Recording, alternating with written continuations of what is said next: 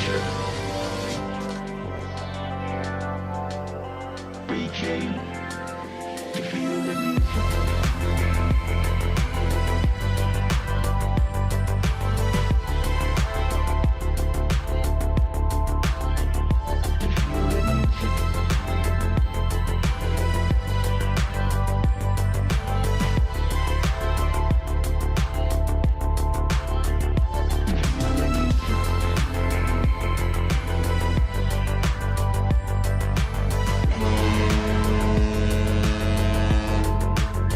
Market clearing order inbound.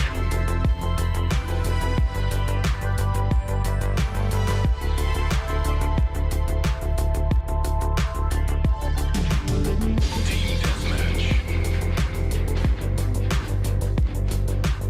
Delta team,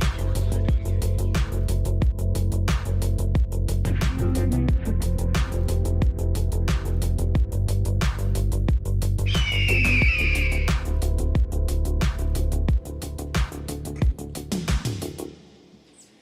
You're watching TBPN! Monday, September 22nd, 2025. We are live from the TBPN Ultradome, the Temple of Technology, the Fortress of Finance, the capital of capital.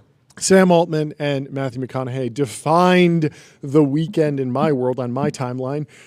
Two former Joe Rogan guests.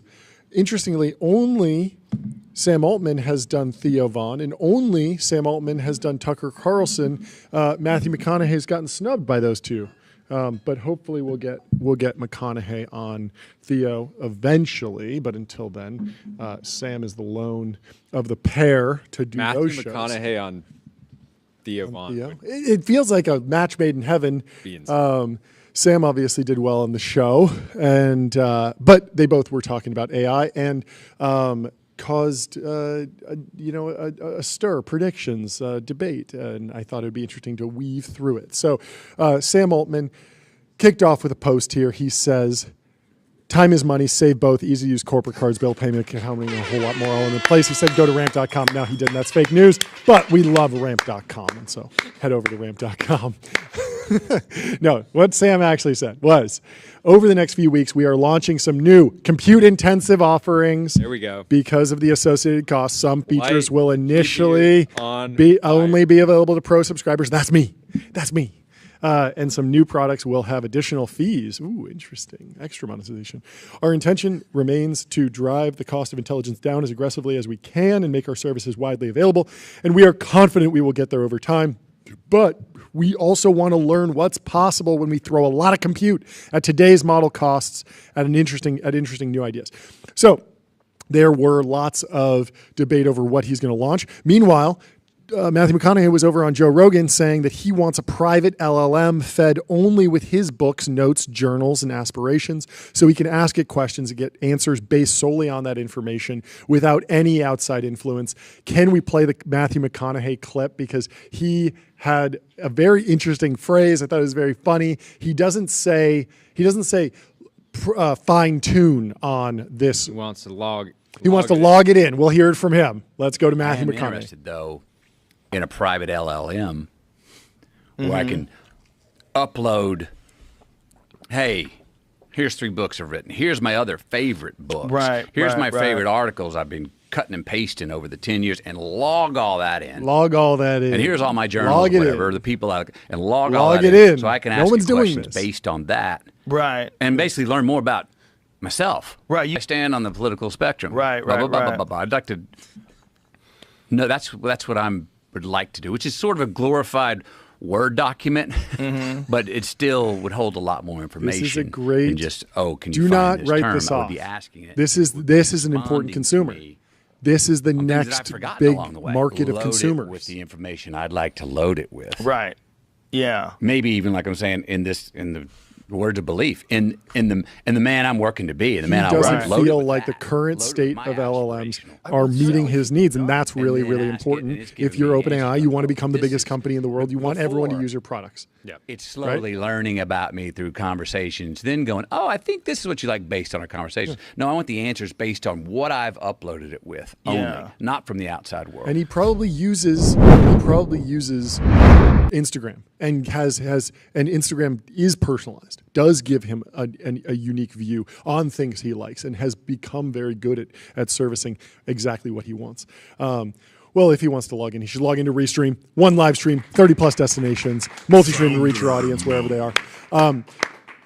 But so I took this as just this, like, there's this interesting battle going on between how much personalization and how is personalization actually surfaced to the user. Like, a lot of people in the replies Are you getting value out of memory function today? No. I don't feel like I am. I feel like it remembers little facts about me and then weaves those in basically in awkward moments.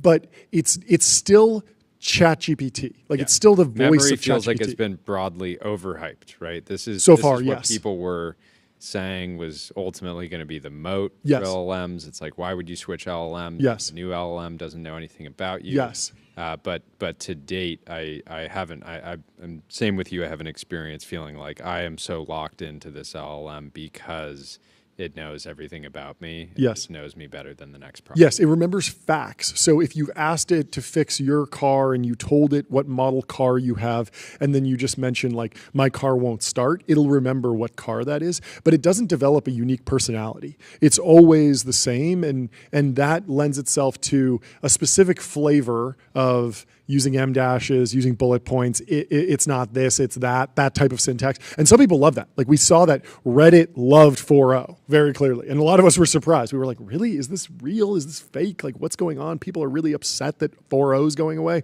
I was real fine enough with 4.0. that they changed course. Yeah, and they brought it back. And the same thing happened in Teapot with Claude 3.5 Sonnet. Everyone was saying, oh, Sonnet is the best. Tyler, did you like Sonnet 3.5? Were you a Sonnet head? Sonnet. There was a funeral? Yeah, Oh, wait, did they deprecate it? Yeah. Oh, I didn't realize that. Well, actually, it was Claude 3. That Okay. was like the original one that people were like, oh my gosh, I love Claude. Yeah, And then that yeah, one got that it had a very deprecated. specific personality. And I feel like the future and like the goal with personalization should be everyone gets that experience.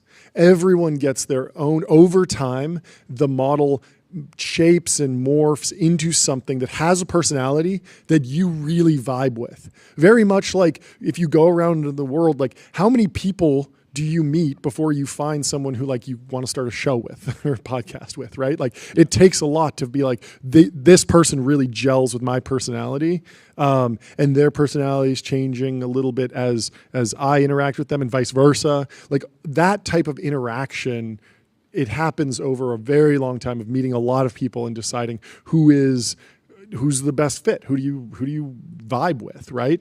And so 2 years ago, Sam Altman stood on stage at OpenAI Dev Day. This was in 2023, which feels like a decade ago at this point, and announced custom GPTs and a GPT store. And the idea was fine-tuning was going to be done by a creator. Yeah. And I was going to be able to do exactly what Matthew McConaughey is describing. Go in, load up Matthew McConaughey's books, load up the Bible, load up a bunch of other interviews with him, everything about his worldview, notes, journals, all of that stuff. Create a custom GPT. It could be private or it could be public. And then other people could choose to interact with it. And over the past 2 years, that just hasn't happened. I looked at the top of the ChatGPT app store, and it's the number one is astrology birth chart GPT. Number 2 is Scholar GPT. It builds in Google Scholar, PubMed, BioArchive, Archive. Then there's a fitness power workout user, diet coach. Yes. Humanize AI that's trying to write more human-like content, an image generator, and an image generator pro. And so I'm sure these are, great, but they certainly haven't broken through to where they are the default. In general, when I want to use AI or ChatGPT, I open the app, I open my phone, I start talking to it. I might throw in a link to an article to give it a little bit more context. I might add some flavor on what level of depth I want to go to, but I'm not going and creating custom GPTs. I'm satisfied with the current results, but at the same time, I don't feel like it's personalized. Like I feel like if I picked up your ChatGPT right now and said the exact same thing, give me a deep dive on the new CEOs of Oracle. I was interested in that. I wanted a deep research report. I feel like if I take my prompt, I put it in your ChatGPT, I'm getting the exact same result. Yep. Basically, even though obviously it's not fully deterministic.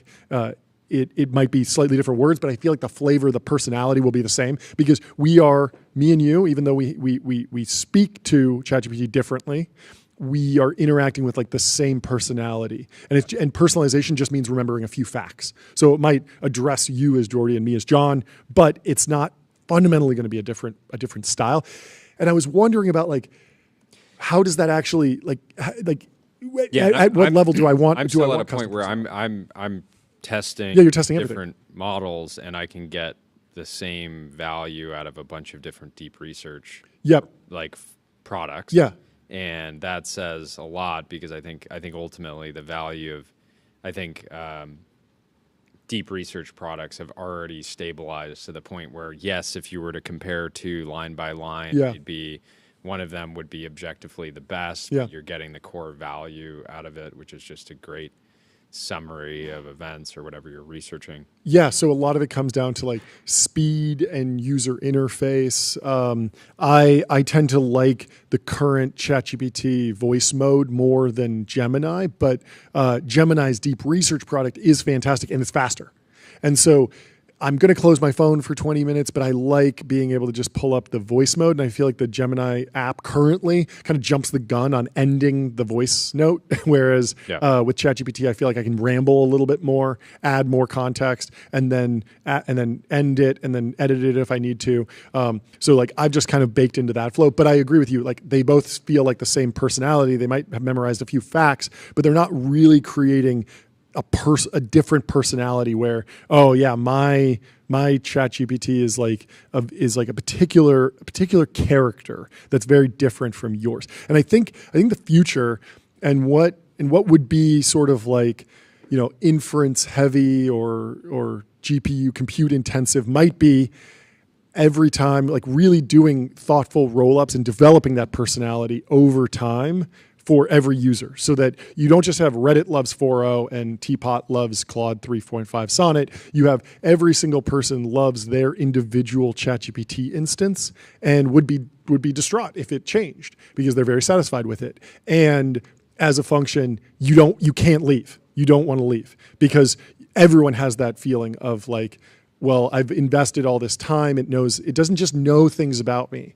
because I can go to a different model and say, here's the car I drive, here's my age, here's some data. Like, you know, I could just import, you know, all sorts of podcasts I've done and stuff. Like it's easy to like get the facts, but it's not that easy to understand the flavor of LLM interaction that I'm looking for, what actually is sticky, and that feels like it all feeds into lower churn. So I think that's sort of the goal. I don't think you will It also end up just actually logging things in. again the bigger dividing line is: are you using AI for knowledge retrieval and like purely functional tasks, or are you using it as a friend-like product? Yeah, totally.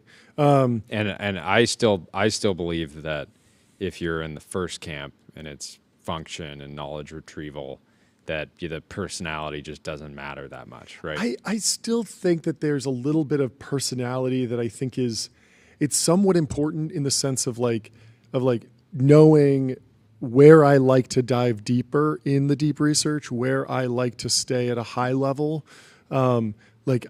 If I'm doing a deep research report, I'm often prompting it with write it like a New Yorker article, try and pull real quotes, real anecdotes, show me who the people were behind this decision. I don't like just a fact. I actually really detest when you ask for the history of a business and they say Microsoft launched this, Apple launched the iPhone. Like I don't believe that Apple exists. Apple didn't launch the iPhone. Like Steve Jobs and a group of people who operate within a structure called Apple launched the iPhone. And I want to hear the story of the people that did that thing, not the abstract press release machine that you get from like, you know, the corporate entity that did ChatGPT announced a personalization tab last week.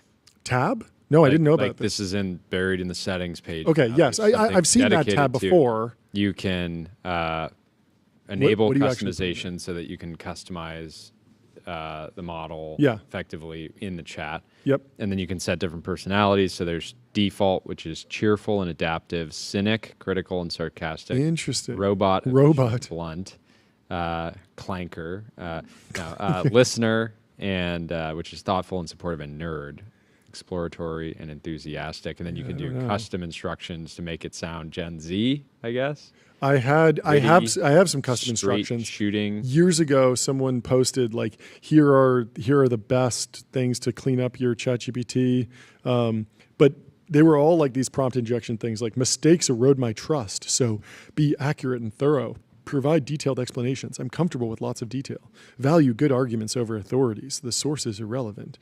And I don't know no moral lectures. No need to disclose you're an AI. Some of these are useful. I don't know. I'll probably take these out of there. What should GPT call you? So they're definitely working on this. I just wonder, I think I turned this off after I asked it to tell me a joke, and the joke was like hyper specific about my particular car. And I was like, this is kind of cool, but it's not really funnier.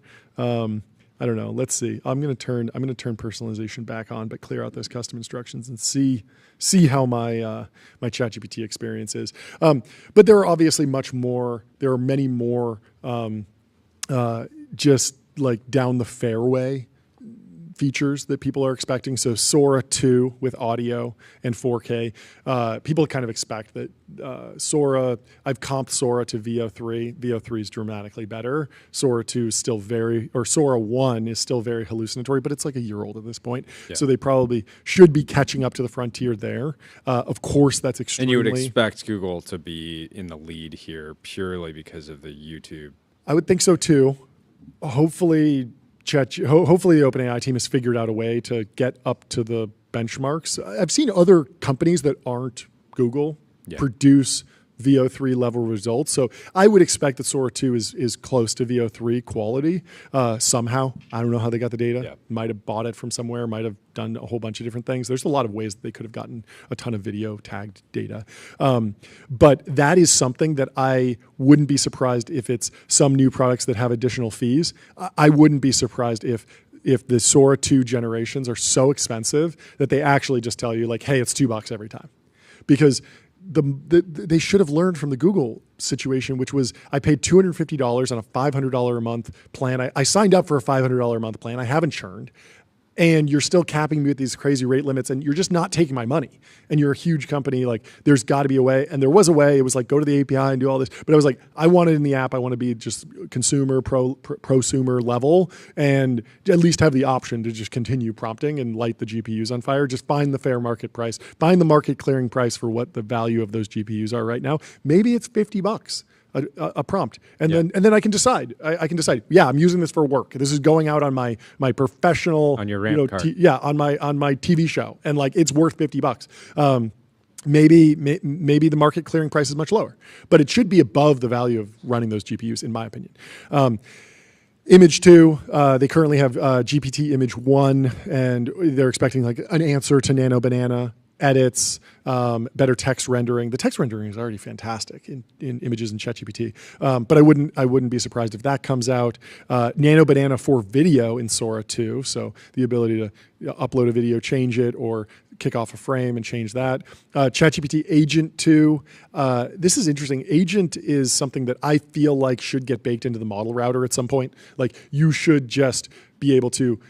Like right now, if you hit ChatGPT with a query, it will say, "Oh, I'm thinking longer for a better answer." I really want to get a better sense. Has Operator been a total flop? Operator's gone.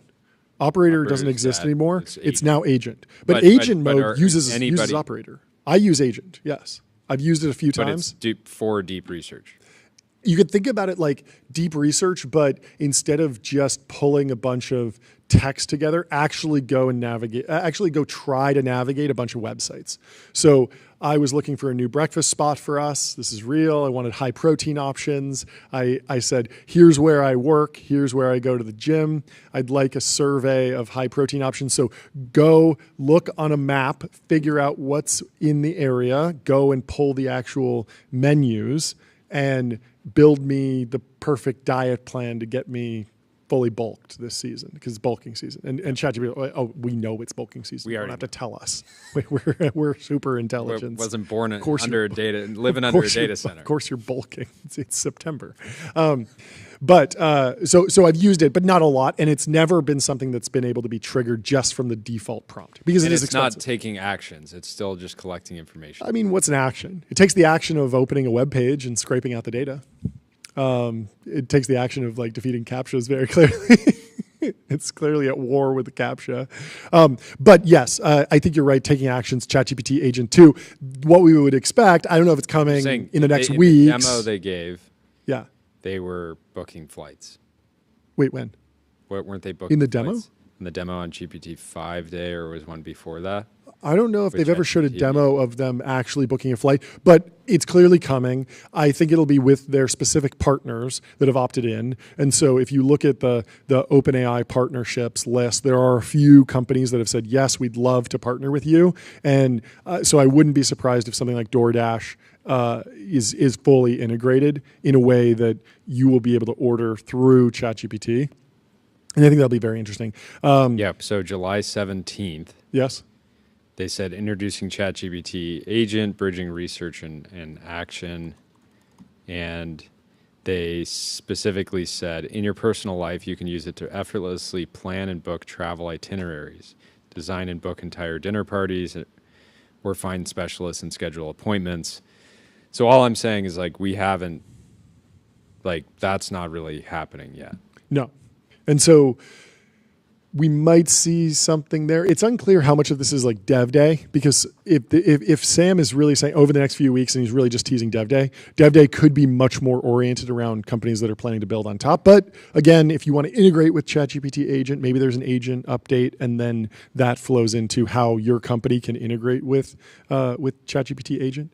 There's other predictions that we might get the model that won the IMO, and there might be an enhanced voice mode.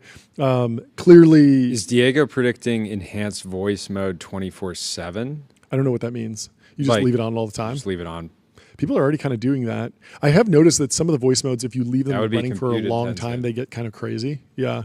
Like even just having the voice mode try and read you a full deep research report, I've had a lot of problems with, where after a minute of it reading, it just kind of like gets lost and it can't stick with it. And I don't know if it's just like the internet connection that I'm on or something, but I've struggled many times to actually get it to read it, and then also it gets really confused by the citations and stuff.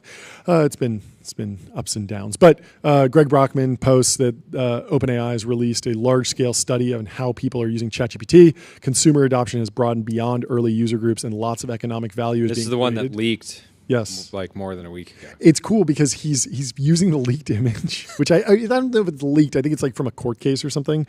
But it's interesting because it's not, that image is not in the blog post that he links to, but it is in his post on X because he knows that this is the one that people want to dig into. So I thought it was a good use of posting. And so we've talked about this before, but it is really evenly split. Practical guidance 28%, seeking information 21%, writing 28%. Like there are very multimedia at 6%. Yeah, unknown at 4.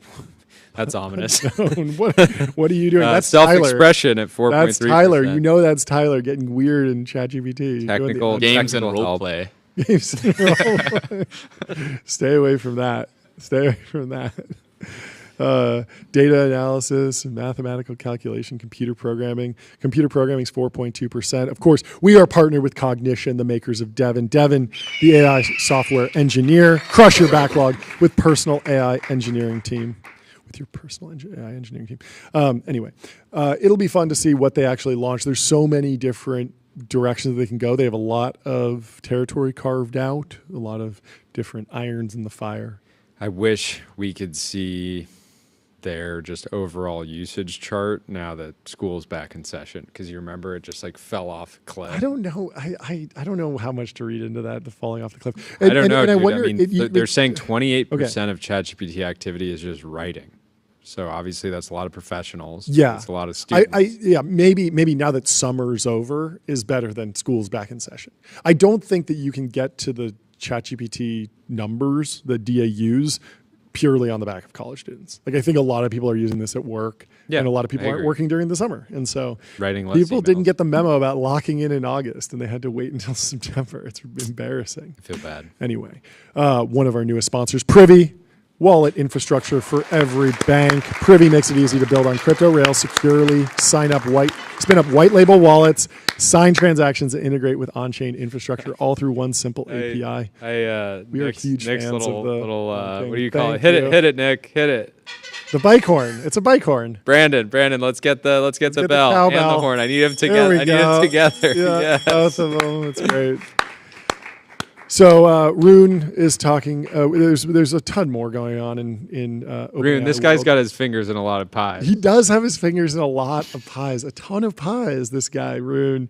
He says the jump from GPT-4 to 5 Codex is just massive for those who can see it. Codex is an alien juggernaut, just itching to become superhuman, feeling the long-awaited takeoff. There's very little doubt that the data center CapEx will not go to waste. And Nick Carter says, you heard the man. Data center CapEx is justified. Thank you for your attention to this matter.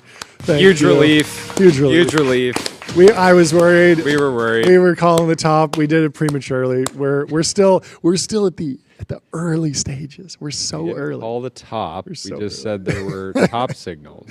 There were some top were signals, signs. but we kept riding on. We ride on. We ride on. Accelerate Harder says place your bets. We of course will be betting. We need to get some poly markets up on what OpenAI launches. We are of course powered by Polymarket. You can see them down in the ticker.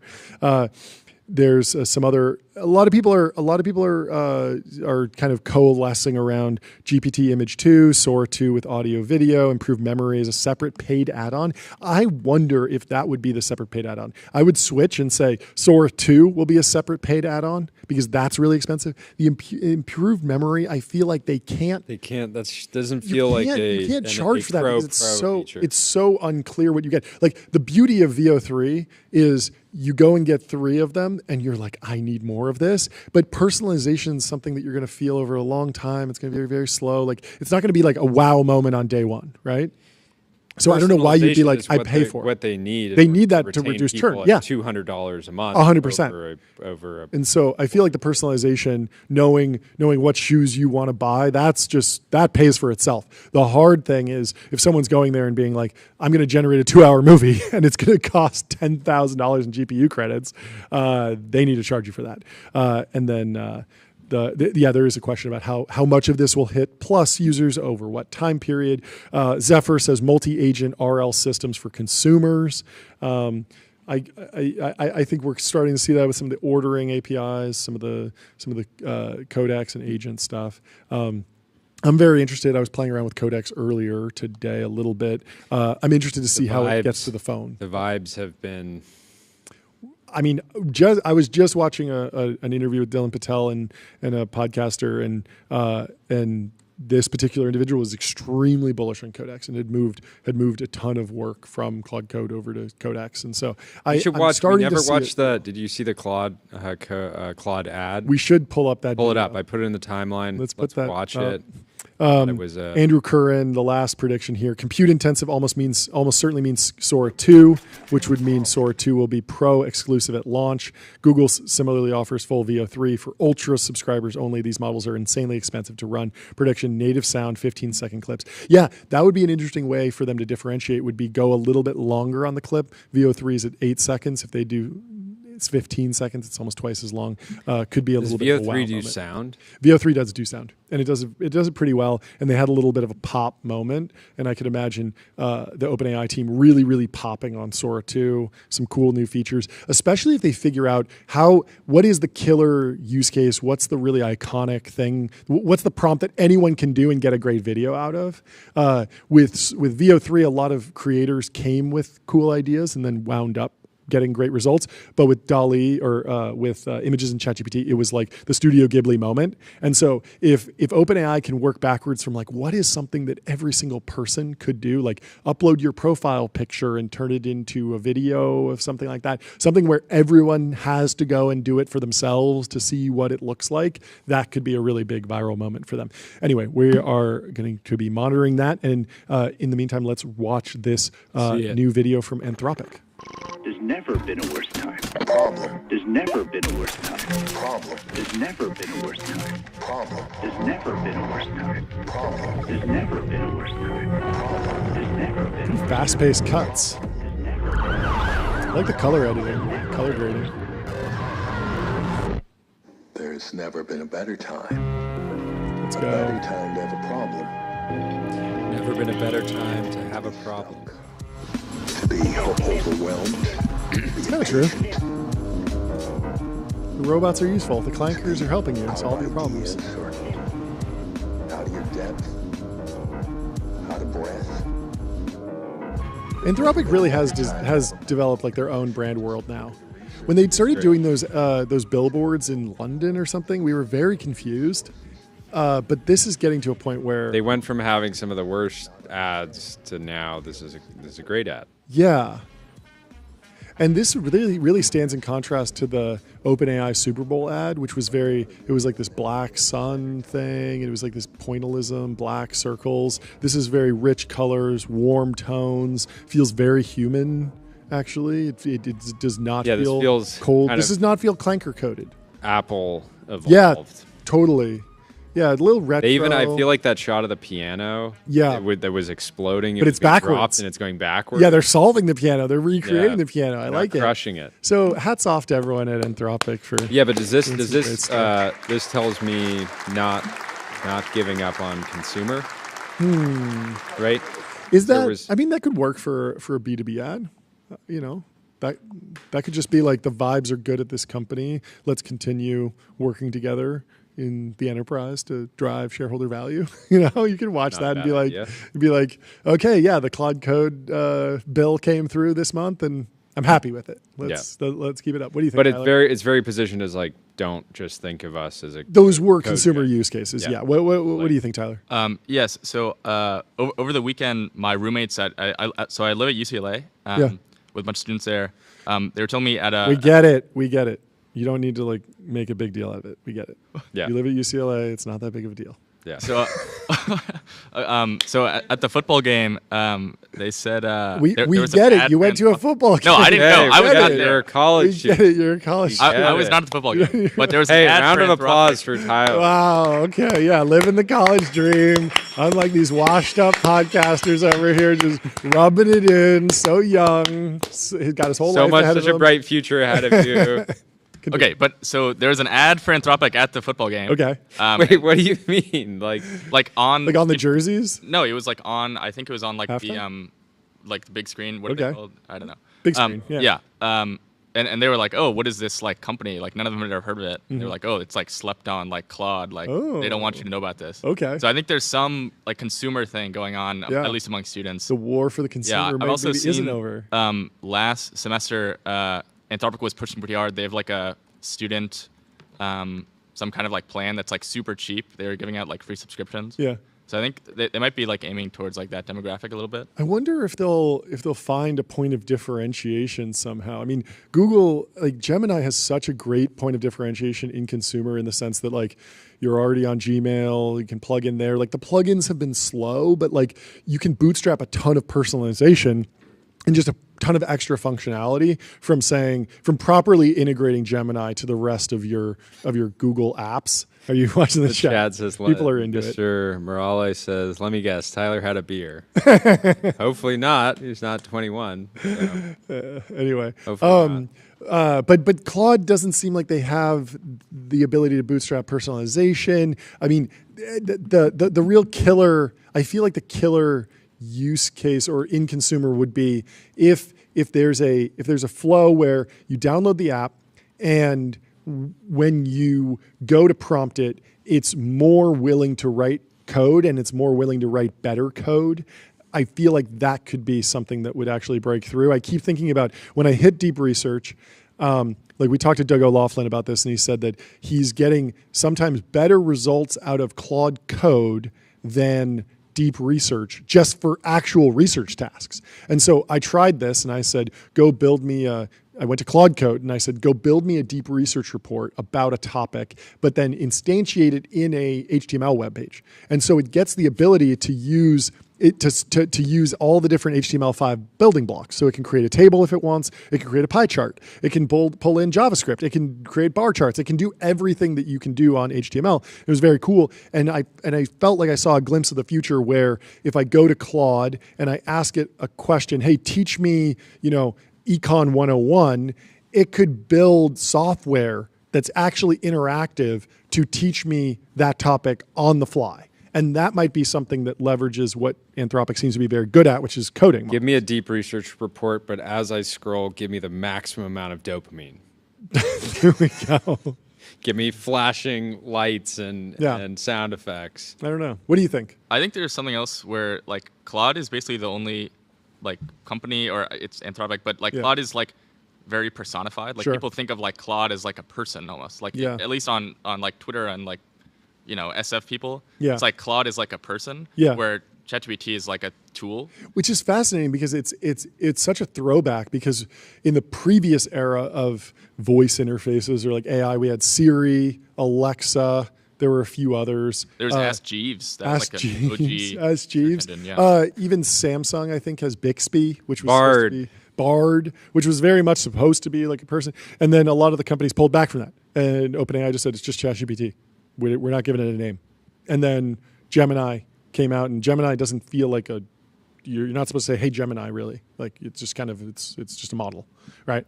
You don't say Gem. No, I don't, and certainly hasn't caught on. And so, anyway. Yeah, I do think this ad for Anthropic, like around problem solving, they've earned making that a pillar of their marketing by having so much success in CodeGen. Yeah. So, like the ad. We like the ad. If you want to develop some software, if you want to design something, head over to Figma.com. Think bigger, build faster. Figma helps design and development teams build great products together. What was this post? Shoot at the server room during evacuation. Oh, this is just best practices in case the AI is this something alive. Like Vanta recommends? Yes. If you're not compliant and the feds are coming to bust you because you don't have SOC 2. Send this rocket into your Go to Vanta, automate compliance, manage risk, prove trust continuously. Vanta's trust management platform takes the manual work out of your security and compliance process and replaces it with continuous automation. Yes, and so I think this is from a war zone where there is a lot of data stored in the server room, and so if you are evacuating, shoot this rocket launcher at the server room so that the enemy combatants can't steal your data, can't steal all the internal, all your plays. Yeah, pretty crazy. But imagine how good it would feel to fire that bad boy off at a server room. Just take that clanker. Especially if you were the engineer that had to like maintain it over time and it was giving you a lot of problems. Oh yeah, you could take out the clankers without. For good reason. It feels like that scene in you haven't seen the movie, in Office Space, where they smash the printer. I have seen. You've seen Office Space? That's one of my dad's. Let's go. One of my dad's favorite First movies. Time ever. Fantastic film. Jordy's third movie. My the equivalent of my stapler is my headset. Okay. When I get here and you need your headset. Like, you put it on and so ranking my Jordy headset. Hayes movies. We've seen Borat. We've seen Mountainhead, and we've seen Office Space. The three. Those are the three films. Pinnacle. The Mike Judge is a genius. And you know what else is genius? Graphite.dev, code review for the age of AI. Graphite helps teams on GitHub ship higher quality software faster. We're also monitoring the situation of private tech markets. It's never been better to be a show focused on the private markets. OpenAI leads private market surge as 7 tech startups reach combined $1.3 trillion valuation. What are the other? It's got to be OpenAI, Anthropic, SpaceX, xAI, Anduril, Ramp, Vanta, Julius, Fall. All of our sponsors, basically. We need the combined market cap of all of our sponsors We need That's a that's good- a key. that's a That's a good thing KPI to- for us. We got to get those numbers up. We got to get those. We gotta get numbers those up. numbers. Tyler, new project. By the But it's way, doubled in the last last Friday, Yeah. I jokingly told Tyler build a soundboard. Oh yeah, did he? And he did. Wow. And it's fantastic. He Okay. had a working version by the time the show was over on Friday. Incredible. He took my ask very literally. I said, just Amazing. get it done in like, I don't know, like 15, 20 minutes. You did it. And he basically did it. What was your but we are toolkit? going to release it soon. And it looks fantastic. So you guys will be able to use our soundboard in your own meetings. Okay. So if you know somebody announces a couple positive things, you can personally go. It's gonna be a lot of fun. Your boss announces layoffs. No, keep us on staff. Yep. It's good to have. Good to have. Oh, we raised a growth round? Friendly IPO inbound. I mean, it's highly functional. It's highly is. functional. Oh, our new fundraising round's leaking? Large journalistic force headed towards you. Stand by. And we're gonna be adding a lot more. We're struggling to pay our sales tax this quarter. Sales tax AG. Sales tax AGI. I actually want to talk about the numeral thing. Let me find that in here. It's deeper, but we got to get to this. So, Numeral came on the show. Their partner. I love them. Sam. I use them. Sam. Absolute Chad. Put on a clinic. Interestingly, so there's been a debate. The timeline was in turmoil. Is sales tax boring? We obviously think no. I think Sam put on a great performance and just kind of took us through like what it's like raising right now in the market. And He was also honest about his cloud costs going up yeah, dramatically. totally. And so he shared the announcement. He says, "I'm thrilled to share that Numeral has raised the $35 million Series B." Led by Mayfield at a $350 million valuation. Turns out sales tax and VAT have gotten so complex that we need AI and millions of dollars in VC funding to make it simple again. This brings us to $57 million in funding. And so he tags the investors. He went on a press tour. He came on our show, talked about this. And Levels.io got a little snippy with him, quote tweeted it and said, "You can often predict a company's course if their announcements talk more about how much investment they got than their product. If I'd raised $50 million, maybe I'd not even tweet it, just use it to improve the product and get more users and talk about that. Having money in the bank tells me absolutely nothing about why I should use your product. It's not my money, it's your money." And so I disagree with this on multiple levels. Like one, if you're building software for businesses, it's Yes. very helpful to communicate that we have a lot of funding doesn't guarantee anything. Yes. But it's a vote of it's showing that smart people Yeah. have confidence that you're going to create a lot of value in the future. And just be around by for a long delivering time. great products for customers. Totally. Two, as a business, your job is to take anything that you do and make it newsworthy. Yep. Fundraises are easy. hires, trade deals. Hires, yeah, trade deals. Right? Your Partnerships. job is to just take anything that's going on and make it newsworthy. Take another opportunity. The most bearish thing is as a company that launches once, right? Mm-hmm. The best companies launch over and over and over. Yep. They're not like, oh, I'm going to launch and then I'm just going to be quiet and do my thing and Yep. just make the product a little bit better every Yep. day. It's like you have a new feature, you have a new hire, you Yep. have a fundraise, you have a profile, right? It's like launch. Yep. And Levels, obviously, a great builder. Yeah. And we should have him on the show. But it's he just is like hates venture capital, so much. And I think before he knocks it, he should try it. Yeah, I mean the other thing that Levels launches, like the most recent product that he got to go really viral was this like amazing vibe coded game in the browser that anyone could just click and try. Like massive TAM for that product, right? Anyone can be like, oh, I know Flight Simulator. I've been on a plane. I want to fly around. I'll click this button, right? And it was an interesting business story, and it was an interesting product, and it looked cool, and it was a demonstration of vibe coding. He's done a few other products that have been like visual. One was an interior design product that you could take a picture of your empty apartment and then put furniture in it. And that is something that also will naturally sort of go more viral than, okay, we launched VAT compliance, right? Like sales tax is not as sexy. It's not as something that people just, even if you do improve the product, it's not inherently viral. And so if you're in B2B software, in enterprise software, like you do have to take advantage of fundraising announcements to drum up a bunch of support and just make people aware of you, because there isn't that natural virality that comes from, okay, you put, you landed a rocket. That's just something that everyone wants to see. You built a humanoid robot. You built a drone. You blew something up. There's an explosion. There's something beautiful, an image that people want to see. And so I agree that you should focus on the product, but to not take advantage of fundraising milestones as a B2B company is a mistake, and you should actually definitely run the playbook. Ajni Midha over at Andreessen had a different take. He said, true for the median startup, but it's dangerously wrong for frontier technology companies. Capital is a weapon. He's just making the case for raising money. But I think the other case is just that when you're in B2B, you need to be taking advantage of the business story, and the business story is the fundraising story. And so you have to deliver on that. And Levels is just playing a totally different game. Yeah, which is fine. He makes hundreds. There's nothing wrong with playing that particular game. I think he probably makes few $100,000 a month in like profit from his businesses, but he's not really creating enterprise value. Yeah. Right. A lot of his businesses would probably sell for maybe like a 1x revenue or something like that, which is great. But he's just playing a totally different game. Yeah. Sam is playing a game where he takes a modest salary and he's trying to build a company that will one day be worth billions of dollars. Yep. And capital. Again, even the best businesses in the world end up tapping the capital markets and just being like default against using financing in any form is just silly.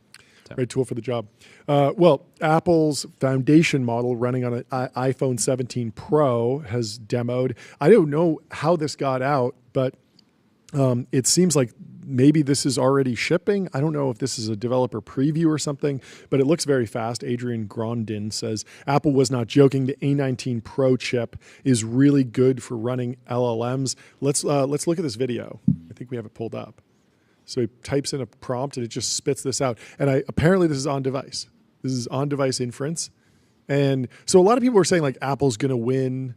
I don't know that this is what does it for them to get them to like win, AI, but it certainly seems what is Apple Foundation? Do we know? Apparently, I mean, it sounds like it's some sort of foundation model that they've trained internally and they're running locally on their device, some sort of distilled model. Do you have any insight on this, Tyler? Like, have you been tracking this at all? I don't know exactly. I mean, it must be a super small model. Even, I mean, the RAM is still like only like 12 gigs or something. I thought it was more. I thought they went up to 16 on this last one. Oh, really? I thought they went from 8 to 12. 8 to 12. That could be wrong. Maybe the max is 17 16. Pro memory. Let's see. But I think also like it's hard to say that like, oh, Apple is going to win, because like if you look at the median person using LLMs, they're not optimizing for like speed of the LLM. They're using like optimizing for the intelligence. Yeah, you're right. 12 gigs. Yeah, that's not that much. Tricky. I still think that the end of the road is some sort of partnership with OpenAI or Gemini, taking a cut, just getting the actual, because I think it makes sense to do some kind of router where for like, if you can kind of figure out how like difficult the task is, and you run it locally, and then for complex things, you send it off to OpenAI.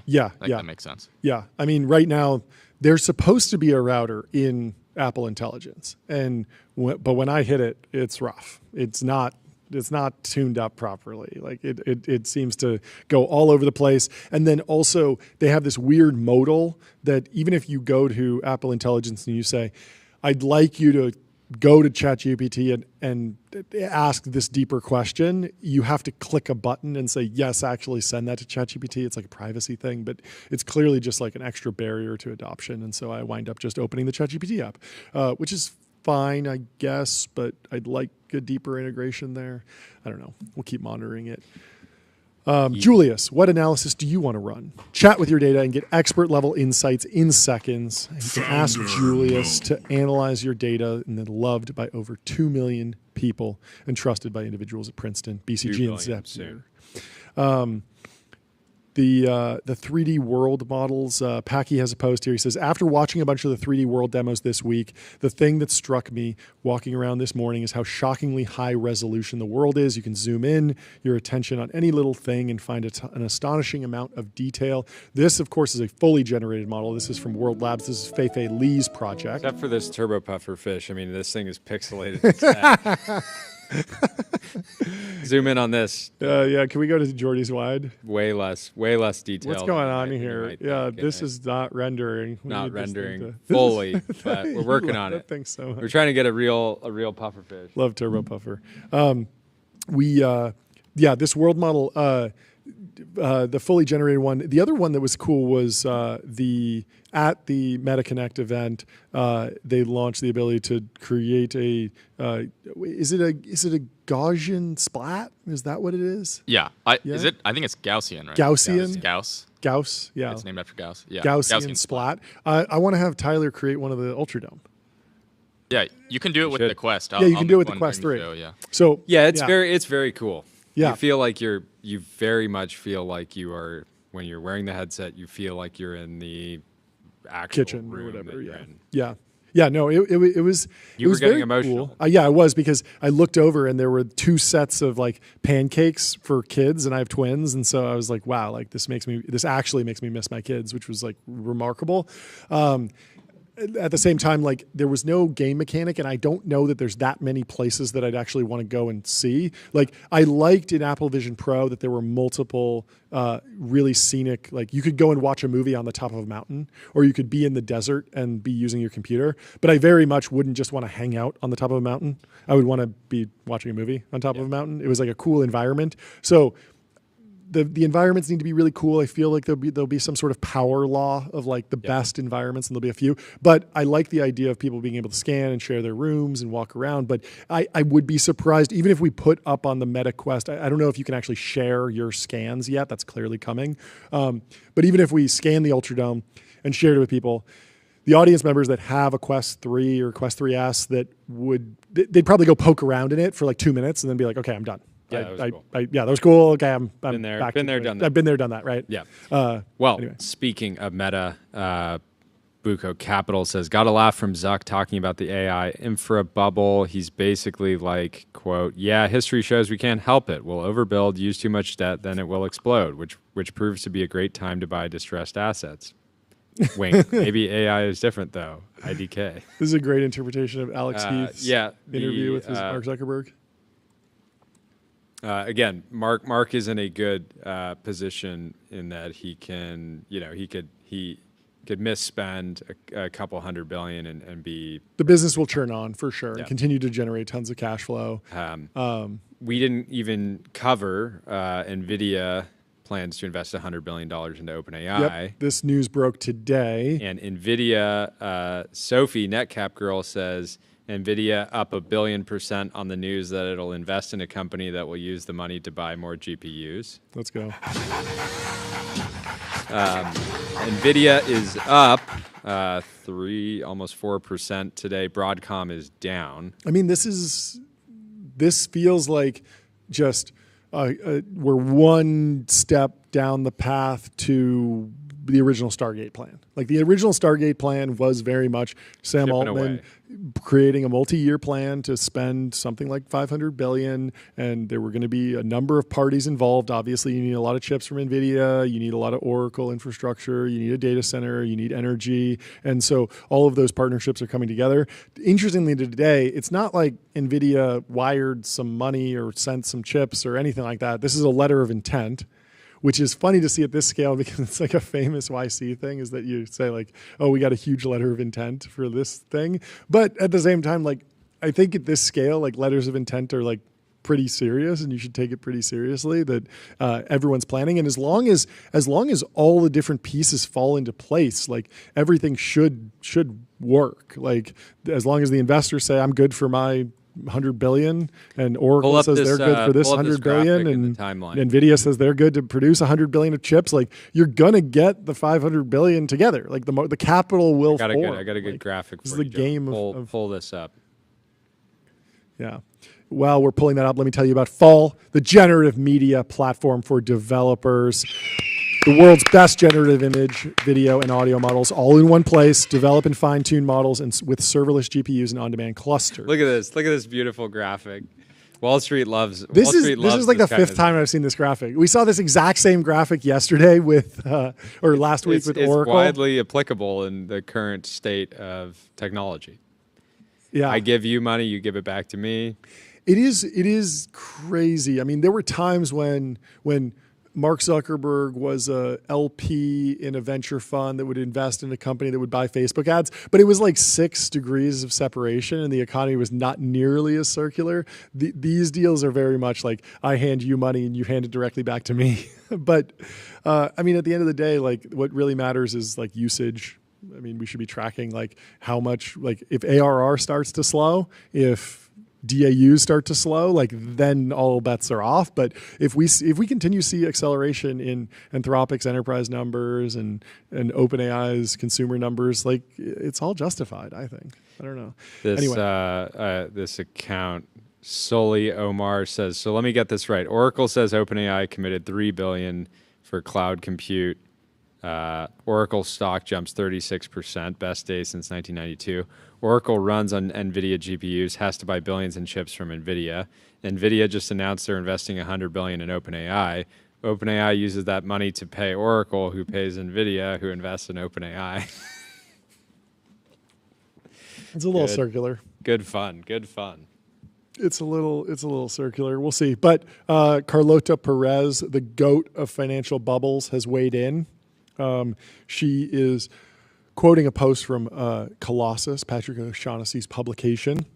Carlota says, a brilliant tour de force about AI from the investor's point of view. And the author compares AI with the personal computer and container ships, fully understanding the life cycle of all revolutionary technologies. We will have to dig into this article. It's called AI Will Not Make You Rich. If you're not subscribed to Colossus, head over and get a physical copy. It's by Jerry Newman in the September 2025 issue, in issue 4 of Colossus Mag. The disruption is real. It's also predictable, he says. So this is a longer article. I want to read through it. We don't have time today. We will get to it in the future. We might come back to it later in the show today. Who knows? But let's skip through that. And in the meantime, tell you about Turbo Puffer. You saw the pixelated Turbo Puffer. Bish, search every byte, serverless vector, and full text search, built from first principles on object storage, fast, 10x cheaper, and extremely scalable.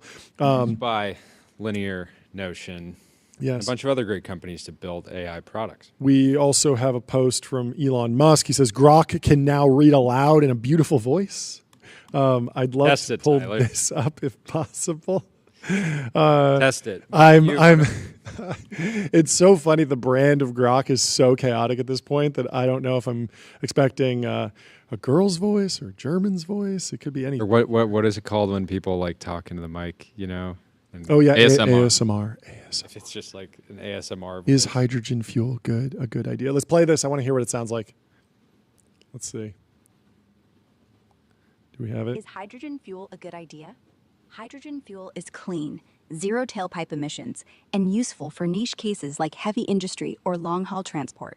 But it's inefficient. This actually just sounds good. 25 to 40% round-trip efficiency. This sounds like the normal voice. It's like completely smooth, like and lacks infrastructure. You can definitely tell it's AI still. Yeah, you can tell it's AI, but it's not ideal. Like for this is definitely not the best voice I've heard. What's the best voice you've heard? Probably something from 11 Labs. Yeah. No, they seem to still kind of be in the yeah.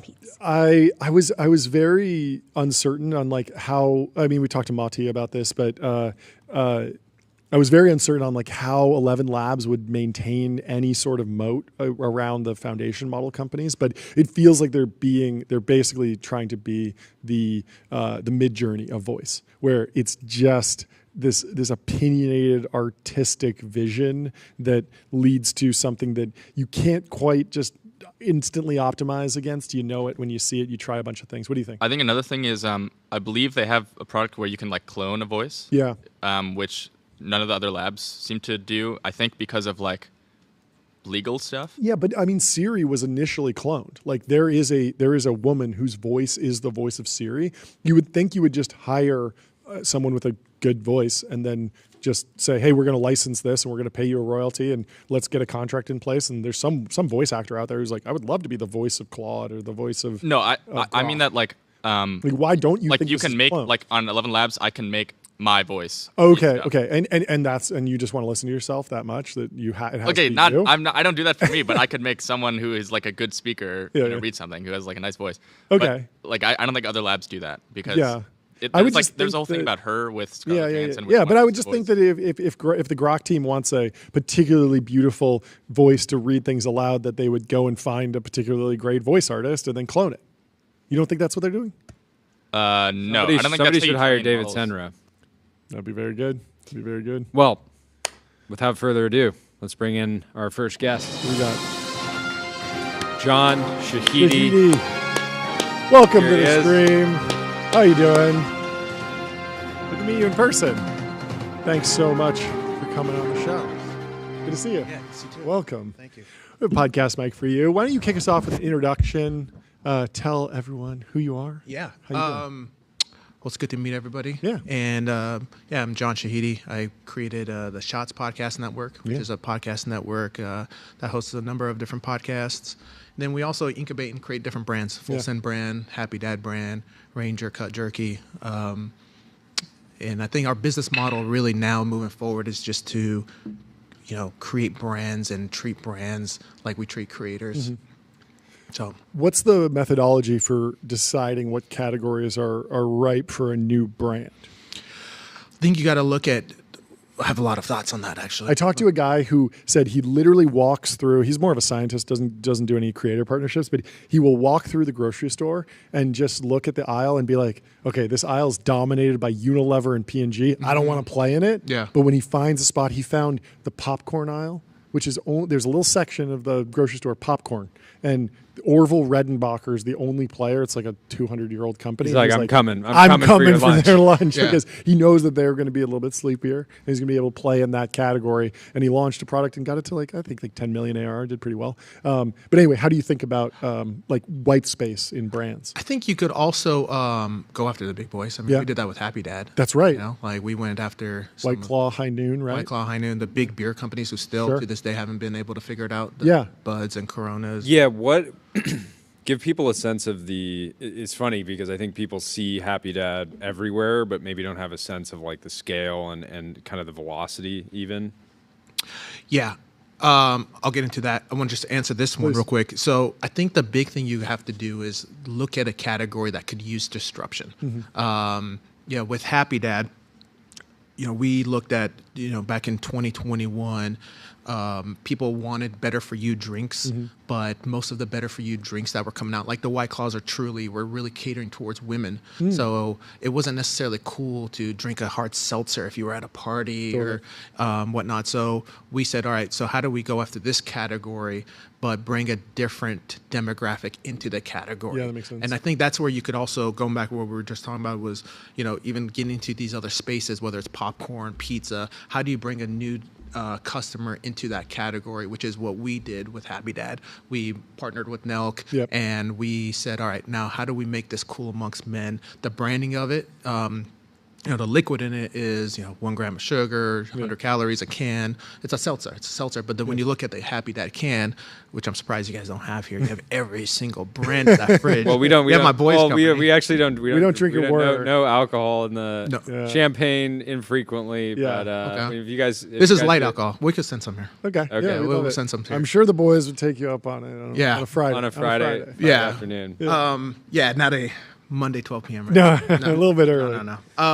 But yeah, I think that's what we did. We said, all right, how do we look at this seltzer category and how do we bring males into it? The branding of the product looks like a beer, feels like a beer. It's in regular 12-ounce can. Doing these tours amongst different bar towns or even different colleges, and just catering towards the male audience. So I think you could get into these different businesses if you could bring a different profile person into that category, whether you want to go against Unilevers or Nestle's or, in our case, Coors and Anheuser-Busch and Constellation brands or Boston Beer. So Talk about. I think it's a lot of people that have like a creator audience will think, okay, I have a bunch of people that watch my content online. I'm going to create a product that I can sell to them via e-commerce. that seems like it hasn't really been the approach to date for Shots and Full Send and Nelk broadly. Feels like you went retail early. Retail first, basically.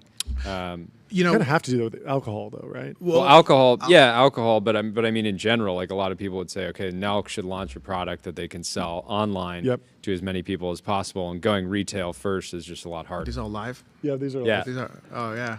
Shout out yeah, to the Raghav chat. says, bro, this guy is one of the chat. most legendary What is managers this? of all On X time. or Discord? What is this? It's all we get all Restream. all the chats into one restream. YouTube's the primary. All right. Chat place. Okay. Cool. You can say what up to them. So, yeah, Happy Dad we can't sell online. Yeah. Unfortunately, I mean, it's through third parties. Yeah, you can do But like even if you could sell delivery. online, it'd mainly be marketing because selling liquid online is not super profitable. Yes, yeah, that's something we talk about too. You know, we've looked into getting to other categories of beverages, and selling, energy drinks or water. Yeah. It's very expensive. You know, even you look at like Amazon and all the different, Amazon fulfillment center fees and all that stuff. It gets pretty pricey. But, I think the one thing I do, I don't want to say with Happy Dad, the challenge has been, my expertise has been online marketing my whole life. Marketing a YouTube channel, a YouTube video, a Spotify link, Instagram, Snapchat.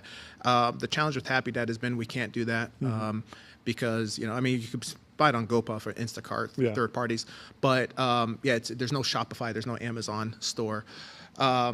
But it's also, and I got this bit of advice from Dana White when we first launched the product. He said, with Happy Dad, there's a multi-tier system where you have to use a third-party distributor to distribute the product. He said that distributor, this is back in 2021, he told me, that distributor is going to want to own the relationships with all the retailers. He said, I'm going to give you and your brother Sam a bit of advice. Don't let any third party own that relationship. Treat these retailers like you've treated these platforms. So like we have like the best relationships with YouTube and Snap and Meta and Spotify, Apple, all the different platforms. He said, treat Walmart like you treat YouTube.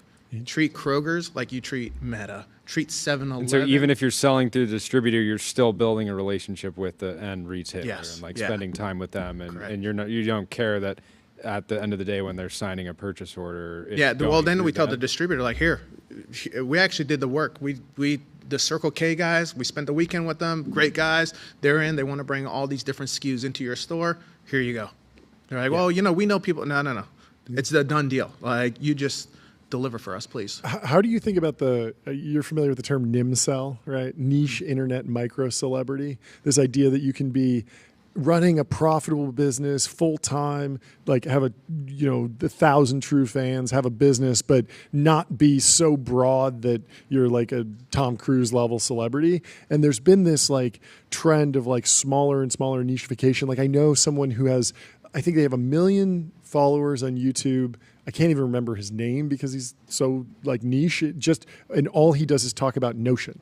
Using Notion to manage your life. And he sells Notion templates and he makes a fortune. And I'm wondering about how you think about like the smallest brand opportunity, whether you think like you have to be able to go national at some point, or there's like room for smaller, more niche creators to still create some sort of brand that breaks through, or like what the trade-offs might be for a creator that has a really, really dedicated audience of like 50,000 people. So you're never going to be in Kroger with that product or they're not going to really bootstrap Kroger. Yeah. Unless your audience is like, VP at, unless you're like the vice president of purchasing podcast or something like that. Well, I think, I always say, Nelk was very niche at the time, right? I mean, they've obviously become more of a household name since 2021. Just like in that college demo? Yeah. I mean, most people, when we launched Happy Dad, we said, hey, we partnered with the Nelk Boys and we're launching a seltzer. And I would say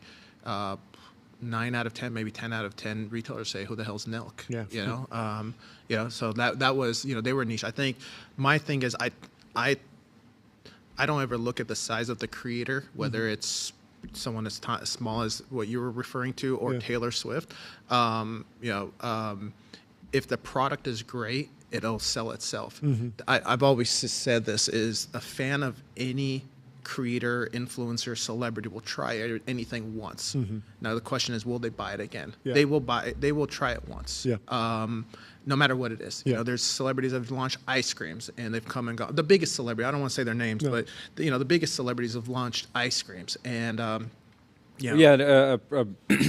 a recent celebrity brand that didn't work was Travis Scott's seltzer Cacti. company. Yeah, right. It launched the same time we did. And I think that you would think that Travis is enough of a superstar that anything he did and put his brand behind would at least get to Didn't he pull like 1 million people into Fortnite to watch him play? Yeah, he is massive. That might make it hard to sell alcohol. Yeah, maybe. Pulling. But anyways, being a global superstar and launching a product does not guarantee success. And I think what you're saying is like the actual quality of the product matters a ton. Yeah, I mean, I always look. So Travis Scott's seltzer didn't do good, but like his collabs with Nike are fire. You know what I mean? And people go crazy or with AP. That. Yeah, like, you know what I mean? Like, you know, and that's the thing. Travis Scott's not going to stop. But, yeah, I mean, the seltzer's a good example. It launched literally the same time. I think it launched a month before us. Really? Yeah, so. And just wildly different trajectory. It wasn't good, you know? It wasn't good. He had the right idea of bringing a new demo into the category. Like, he was going, like, the branding was cool. Like, I remember it was coming out. We were ready to go. We're like, shit, we're okay. Yeah. We're just toast, you know, like head to head against something big. Yeah. I remember I was like, that's a wrap on us. But you know, but then it had just come out and we tried one. We're like, never mind, we're gonna win. You know, that's all we had to do was try it. What do you think about taste? Not just literal taste of the beverage or the product, but just taste broadly. Is that something that a creator can actually bootstrap, or do they just have it? Do they have to have it innately? I feel like I've run into creators that have had incredible audiences, and they've even kind of picked the right category, but I taste their product and I'm just like, this doesn't taste good. Like, you just didn't nail it. And maybe it tastes good to you, but it doesn't taste good to enough people that I think people will stick around and this will actually have, you know, exponential takeoff. Is that something creators can just like brute force, or do you think that they need to partner with somebody? They need to find the right partner that has the expertise, that's not going to settle, that's not going to be excited about the creator, not going to say like, you know what, you're so and so, like whatever you throw your name on is going to work. You know, like they're excited. There's been people I've seen it in the world of different people I've worked with. They just get excited and they're so excited, and sometimes they get celebrity excited where like they're just like, you know, like I'm so excited to be in the room with them. I don't want to piss them off. I just want to go, and I want to go tell my friends that I'm partner. You know, I'm partners with this person, and you know, and that's always the kiss of death is when you don't have the right partner who doesn't want to be honest with you and is just more excited to have your name and go be able to tell some people that they're in partnership with you. Do you think there's any, I don't know if it's a risk to your business or just like potential future where one of the major companies like a AB InBev or a Unilever just figures out that they could potentially go to the next generation of incredibly high growth creators and say, look, normally we would just buy ads from you, but that doesn't give you any economic upside. So instead, let's do a joint venture. Let's make it 50-50. We will handle all the logistics, all the capital. So instead of just raising 20% dilution from a VC, you're also getting our supply chain, you're also getting our distribution, but you're going to be the face of this brand. And instead of just, oh, you're in a Super Bowl ad, here's $1 million check, you get real upside in the performance of this. And then maybe we spin this out, maybe we buy the whole thing at some point, but they're just getting in much earlier to a more complete extent. Do you think that's a model that we could see happen in the future, or do you think there's something about the big companies like all that these don't want to do it? These big CPG companies have innovation divisions whose job is kind of like they certainly spend a lot of money. They spend a lot of money like kicking these ideas around, and they'll make a bunch of different like concepts, and you just don't hear them ever going from 0 to 1 and breaking out. And I feel like they're also in a position where they can sit back and be like, let's let the market create hits, and we'll just cherry pick the best ones. Well, you know, I don't know why we're still talking about cacti. Even reading comments about cacti.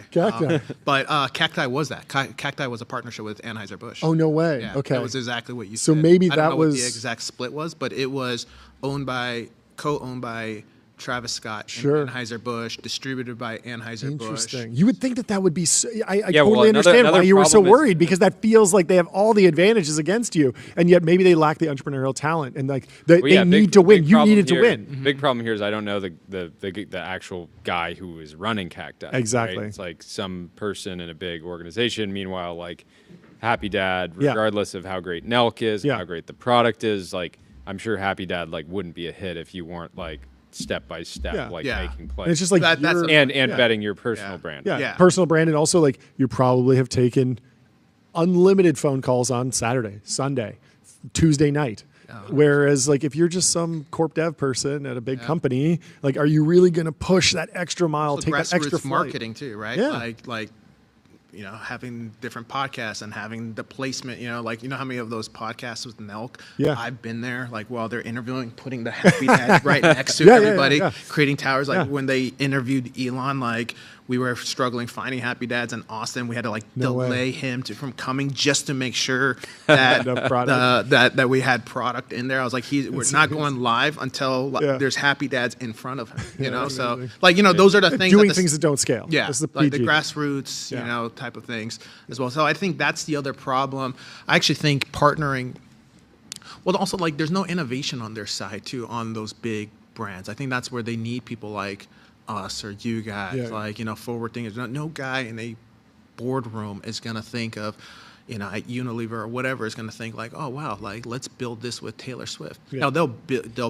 Or I think this ingredient that's not popular today is going to be super popular in 5 years. Yeah, totally. Yeah. I mean, the energy drink companies right now, like, none of them. How come none of the big energy drink brands, Red Bull, Monster, Celsius, have come out with a stevia or monk fruit sweetener replacement, right? Like, they're just not thinking about it, but somebody will, and will end up selling their company to one of those three. Yeah, or Dr. Pepper. What give us a lay of the land of like the platforms today in your view, from TikTok, potentially going through some type of acquisition or restructuring, to YouTube, to Spotify. Like, how are you advising the creators and kind of like talent that you work with on getting the most out of the different platforms? Well, this will probably give me trouble on this podcast because I know everyone from all these platforms probably watch this, but I'm a YouTube first guy. Okay. Like, I think, That's fine. I'm a YouTube first guy for video. When live, I'm a X. I like X for live a lot. But which is crazy because I think they have like one person that works on the live product. From what we've heard, it's my buddy, absolute legend. But it's a special. It's a special thing that was, certainly underutilized. Like, X live streams were basically, you watch the SpaceX launch there, and then you get off. Yeah, and that was it. And now there's a number of shows. Ours is one of them that's put X live streaming front and center, and kind of realized that no one was really taking it that seriously, and like, it's a pretty decent product. Yeah. No, I love YouTube. I love for the discoverability. Totally. Purposes. You can actually go viral, get millions of views. If you have good content, you show up there, it's going to get shown, it's going to get seen, and it has a longer tail, longer half life. Like, you can let a video simmer for a month, and it can just grow to 1 million views. On X, it's got to be like that day or nothing, right? So it's a little bit different. Yeah. We talked about that when we first met. Was like the clips, like your clips. Even this interview, someone's probably going to watch in 2 years, 3 years. Totally. I mean, I get it now from old interviews. People say, "Hey, I watched your interview." I don't do a lot of interviews. I do maybe 2 or 3 a year. But like, say, "Hey, I watched that interview." I'm like, "Which one?" Like, I did that 3 years ago. Where the discoverability's not quite there on anywhere else, Instagram, TikTok, and whatnot. So that's why I really like YouTube. YouTube's like the library, for sure. Spotify feels like they're trying to solve discoverability, but it seems like they have very limited inventory in terms of how it shows up. They have that one placement that's like on the homepage that I see every now and then. It's not super dialed in yet. Would you see them ever doing live video? I think they have to. I don't know if they are. I haven't heard anything, but I think they kind of have to. I mean, live video. I mean, you guys actually, like, you guys are going to change the game with live. There's going to be a lot of copycats, like, after what you guys have been doing, especially on X. Like, you guys are going to change the game. There's going to be a lot of people now because of you guys, and your guys' growth has been insane. Let me ask you guys something, though. Please. Because you guys talk to a lot of different AI, all these different LLMs. What do you think they're going to do with social? Like, what's ChatGPT or Grok, I guess, has X, but like ChatGPT or Perplexity. Yeah, I think OpenAI is going to allow you to share, or there's already a share button in ChatGPT. Yeah. So if I go, this happened just earlier today. I was pulling up some research and I shared it with somebody on my team, shared a link. He can see not just the result, but what I prompted, what I followed up, have a whole discussion. And I think that the most basic form of sharing within an OpenAI social network, if you call it that, would just be I go and explore a topic, and then I can share it out, and you can just see what I'm interested in. So I did a whole deep research report I fired off. It took 20 minutes to pull up all this stuff on the new CEOs of Oracle. And if you follow me and you're interested in Oracle, well, I just saved you 20 minutes because I did the deep research report. Now, you don't have to do one. And you could say, oh, well, if John's interested in this, John's acting as a curator on top of the infinite knowledge engine that is ChatGPT. And I think that would be kind of like the first like text-based nerdy social network that could sort of bootstrap. I can think of a few people where I want to see what they're searching as long as they opt in to share. I don't want to see everything. My read is that the LLMs are a threat to the social platforms, but not because they're going to launch like social products, but because time that you're spending with an LLM or spending with like a voice model, if somebody's becoming best friends with some model. We saw this with like ChatGPT 4.0 when OpenAI announced GPT-5 and deprecated the model. The ChatGPT Reddit threat forum was just going crazy. People just freaking out, being like, "I feel like you just killed my best friend." People are hanging out. And so it's less that I see the OpenAIs or the Anthropics of the world actually competing in social, because even if you're using AI to create media, right, using it to create images, video, etc., or like stories, whatever it is, you're still better off going to YouTube, the platform that has a massive audience, and sharing that content there. I backed a social platform years ago that pivoted and is now doing enterprise SaaS, and they were building let's hear for SaaS. We love you like SaaS? We love SaaS here. To SaaS, baby. But they built basically Twitter, but just for anons. Yeah. And it was cool because people that didn't have an anon could go on there and just like start like sharing and create this whole kind of new personality. And they got like some traction, but then people just realized like, hey, if I want to post under this identity, I'm still better off just going to X and sharing there. So they never reached critical mass. And so I just think they are already competing with the social platforms, but in entirely new ways. So you could imagine a world where like somebody's AI friend is like generating them content that's in ChatGPT, for example, or in Gemini or in one of these apps, and just saying like, hey, I thought you'd like this. And it's like a video that the model generated itself for the user because it knows the user so well. And so, but that's different than like a UGC platform. So the other place that I think the models will eat off of YouTube's plate a little bit is in knowledge retrieval. So I gave that example of like, I wanted to learn about the new CEO of Oracle. Yeah. And there was a time when I would go to YouTube and I might still pull up an interview with them, but there was also a whole series of channels that were just sort of like the history of Microsoft. And you could go there. I ran one of those channels for a while. I was doing sort of like these video essays, and you can see that you can just hit ChatGPT, get a full script, and just have it read it to you. And that will eventually be instantiated with pictures, and you'll be able to watch it. And so a lot of the how-to knowledge retrieval tasks that happen on YouTube. How do I fix my washing machine? That people will migrate over potentially. Yeah, okay. But I wouldn't necessarily call that like social media, but it was certainly like content creation. Yeah. And so ChatGPT is certainly like eating off of that, and Gemini too, because Gemini can scrape all the YouTube data, and then they can actually point you, hey, watch this. They're already doing this in search years ago, where you say, how do I fix this particular washing machine? It says, go to this video and go to minute 3. Go to minute 3 because you don't want to skip the intro. Click right here, and this is exactly your problem. Because they talk about 5 different problems. Have you gotten a bunch of crazy pitches from like AI companies that want to like use the Nelk boys for like every hour? Every hour. Yeah. Well, and not a lot of none of them are that compelling, right? No, nothing. Nothing. Like, my LinkedIn is. Yeah. What do you think about what do you think about influencer-led software companies? There was like a story. I think Mr. Beast was talking about this a little bit, that he was thinking about doing a mobile game studio, and that felt like potentially an extremely valuable thing if he can do it, but making a great mobile game is really, really hard. I was on the My First Million podcast pitching. That's how we started. That was our first business. Really, mobile games? No way. Yeah. I was pitching Beast VPN, because if you look at who's buying the most ads on YouTube, it's always the VPN providers, right? Yeah. And why is that? International audience. You put up video on YouTube, people are watching it all over the world, and so anyone can use a VPN anywhere they are, anywhere they're in the world. It's much harder if you're like, yeah, I'm only available in stores in America. Well, you just got 30% of your audience or something if you're just a broad channel. And so I was always sort of bullish on the idea of creators launching software products, but at the same time, software is really, really hard to get right and actually build a great product. And so yeah, I understand it's not why something that you fully can build hasn't like yet. once, or in CBG you go through these product development cycles. Exactly. You create a hit product, And then you can scale it. sell that No. a billion times. Yeah. Right. I think there's some plays in software. I think about it a lot because we also have so much data on everything. Like we have, you know, from our Shopify stores because of our merch business. And this is why, it kills me that we can't sell Happy Dad online, because you know how much data I would have. Of course. Like, I mean, I think we just went through, I don't even remember. I should have had some of our numbers, but, I think like a couple 100 million can sales. Couple 100 million. All right. Watch out. We got more stats.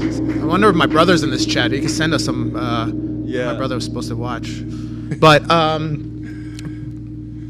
Keeps ringing. Still rings. It's a good gong.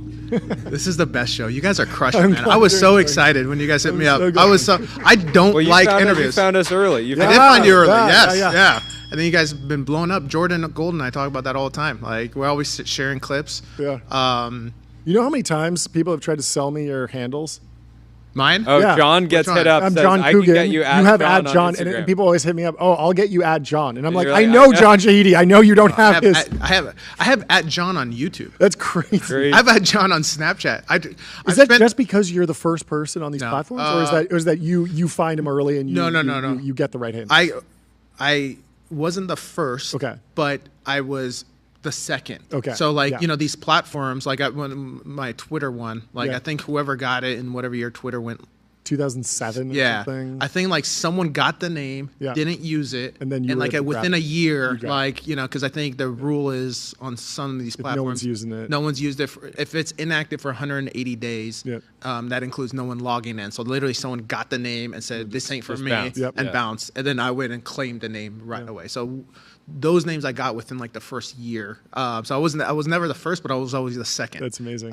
So yeah, that was like my mission the last like 15 years. You've done to get fantastic. John. Unite the great houses. Yeah, so TikTok, good. at John, all of that. You're at John on TikTok too. Every platform. Every Every platform, platform. at John. Kick. I don't even use Kick, but I just got Hey, it in you case. got to log in every 179 days. Yeah. You know what? Okay, do not leave that. I actually That's- almost lost Oh, you did? one of them. I forgot which one for Okay. that reason. I Yeah, think my you- TikTok I you almost forget to lost. log in. Yeah.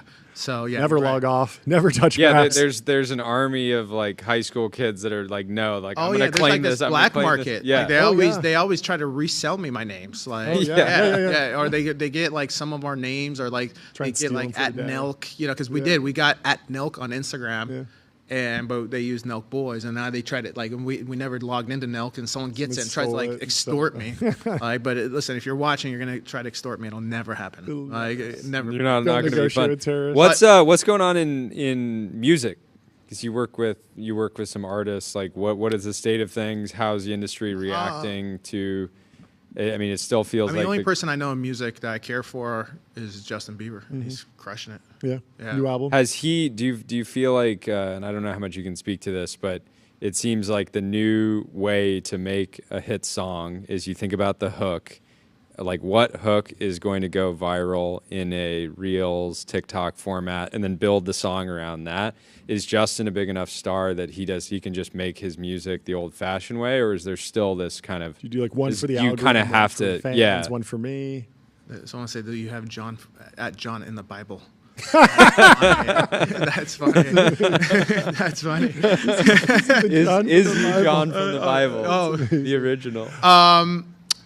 So one thing with Bieber is I have no say or input in the creative. But if what I could tell you just by knowing him, if that's a trendy thing other people are doing, I could assure you he's probably not going the other direction. Yeah, like I don't think he needs to or even thinks or he probably even knows that's a thing. Like I think when he's in a creative mode, he's on a different level. So can you take me through some of the other growth hacks that artists in music are doing? I heard about this one where because of the nature of Spotify, the fact that you can fit unlimited songs on an album, for a while artists were just shipping like 45 songs on an album, just throwing it up, seeing what the algorithm likes.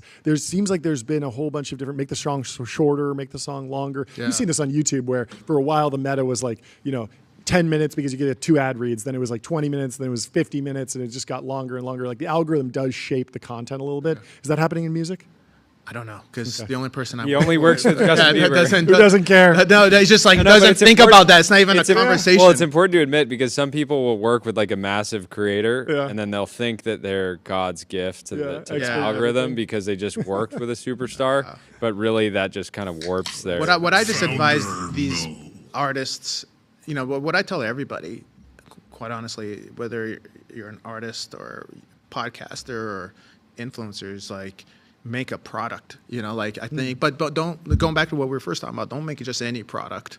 Like think of something that could use disruption, find the right people and make it. Like I truly, Mr. Beast and I talked about this. He said he didn't agree with me, but I truly believe every creator of any influence should own some sort of product or be a partner in one.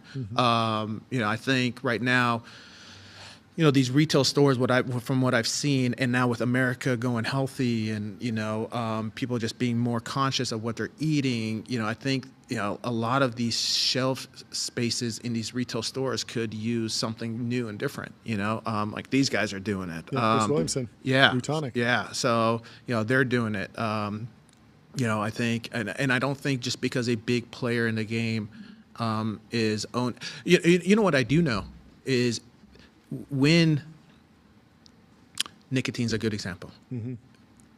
What is this? Like 80% of the market share is Zyn. Yeah. Retailers don't like that. Yeah. They don't like when a big company owns the category. Yeah, like they get bossed around. They get bossed around. They on price, on placement, on everything. Like, so it's like don't be afraid just because Zyn owns 80% or Nestle owns 90% of the frozen foods section. Like, don't be afraid to go against them. The retailers will actually support you. Yeah. So if you've got influence, just think of building a product, find the right people, don't settle, and go give these big guys a run for their money. On the influencer side, what do you think is there an optimal structure? Like, because it's the Nelk Boys, that's plural. There's multiple characters in the world that are promoting the same product. There's also single influencers who, take a huge slug and it's their brand, the personal person, singular. Yeah. And then there's other brands that say, okay, yeah, we're a group of founders, we're building a product, we're going to go and give significant equity to 5 influencers, 10 influencers. And then you have big brands that are saying, hey, we're going to go spend with 500 influencers on day one to try and promote this. Like, is there a natural structure that you think is best? Something else I think about a lot too. Yeah. Now, so now we keep talking about if you're an influencer, go find the right product, create it, drop it. Now it's the marketing of it too, right? Like Chris does not flex this all the time, right? Yeah, like we know because we're in the business and this is Chris's business. But there's people in my office that drink this and I'm like, oh, you watch Chris Williamson? They're like, who's that? Yeah, like we just like this drink. Oh yeah, there's people in my office. You gotta be the cultivating the ability to promote your products aggressively. Like this is why Dylan on our team is such a huge addition. We just hired. Yeah, I met him. Well, that's a different. We have 2 Dylans. We have 2 Dylans. Oh, okay. Well, that one was nice. Dylan Abruscato is our new president, but he is like has this uncanny ability to like go for these extra asks and get like he got the Journal to write about him joining TBPN, right? A podcast hiring a president after 11 months. It's great. It's an interesting story, but it takes a lot to like go out and make that happen. Whereas Chris Williamson like is not promoting this at the level that you are. He's not holding up Elon, Musk, being like, we're not starting the show until we can get Happy Dad on the set, right? And that you kind of even I think something I've realized throughout my career is like even products and people that have incredible momentum like still keep that like focus on like, no, we need to keep pushing, we need to keep promoting the thing that we're doing over and over and over, and it never stops. Well, so let me tell you why Chris is not, because I've spoken with him and his team. It's a mistake that we made with Happy Dad, and I know I shared what I used to do with Happy Dad, but it's actually something that if I had to do it again, I wouldn't have pushed it so hard. Because what's the point of Chris promoting this right now on here and on every podcast he's on, every podcast he does, if it's not available everywhere? Oh, interesting. Right? Like, you know how many people we sent into the category when we launched in 2021? But just 2 months ago, we just launched our 50th state.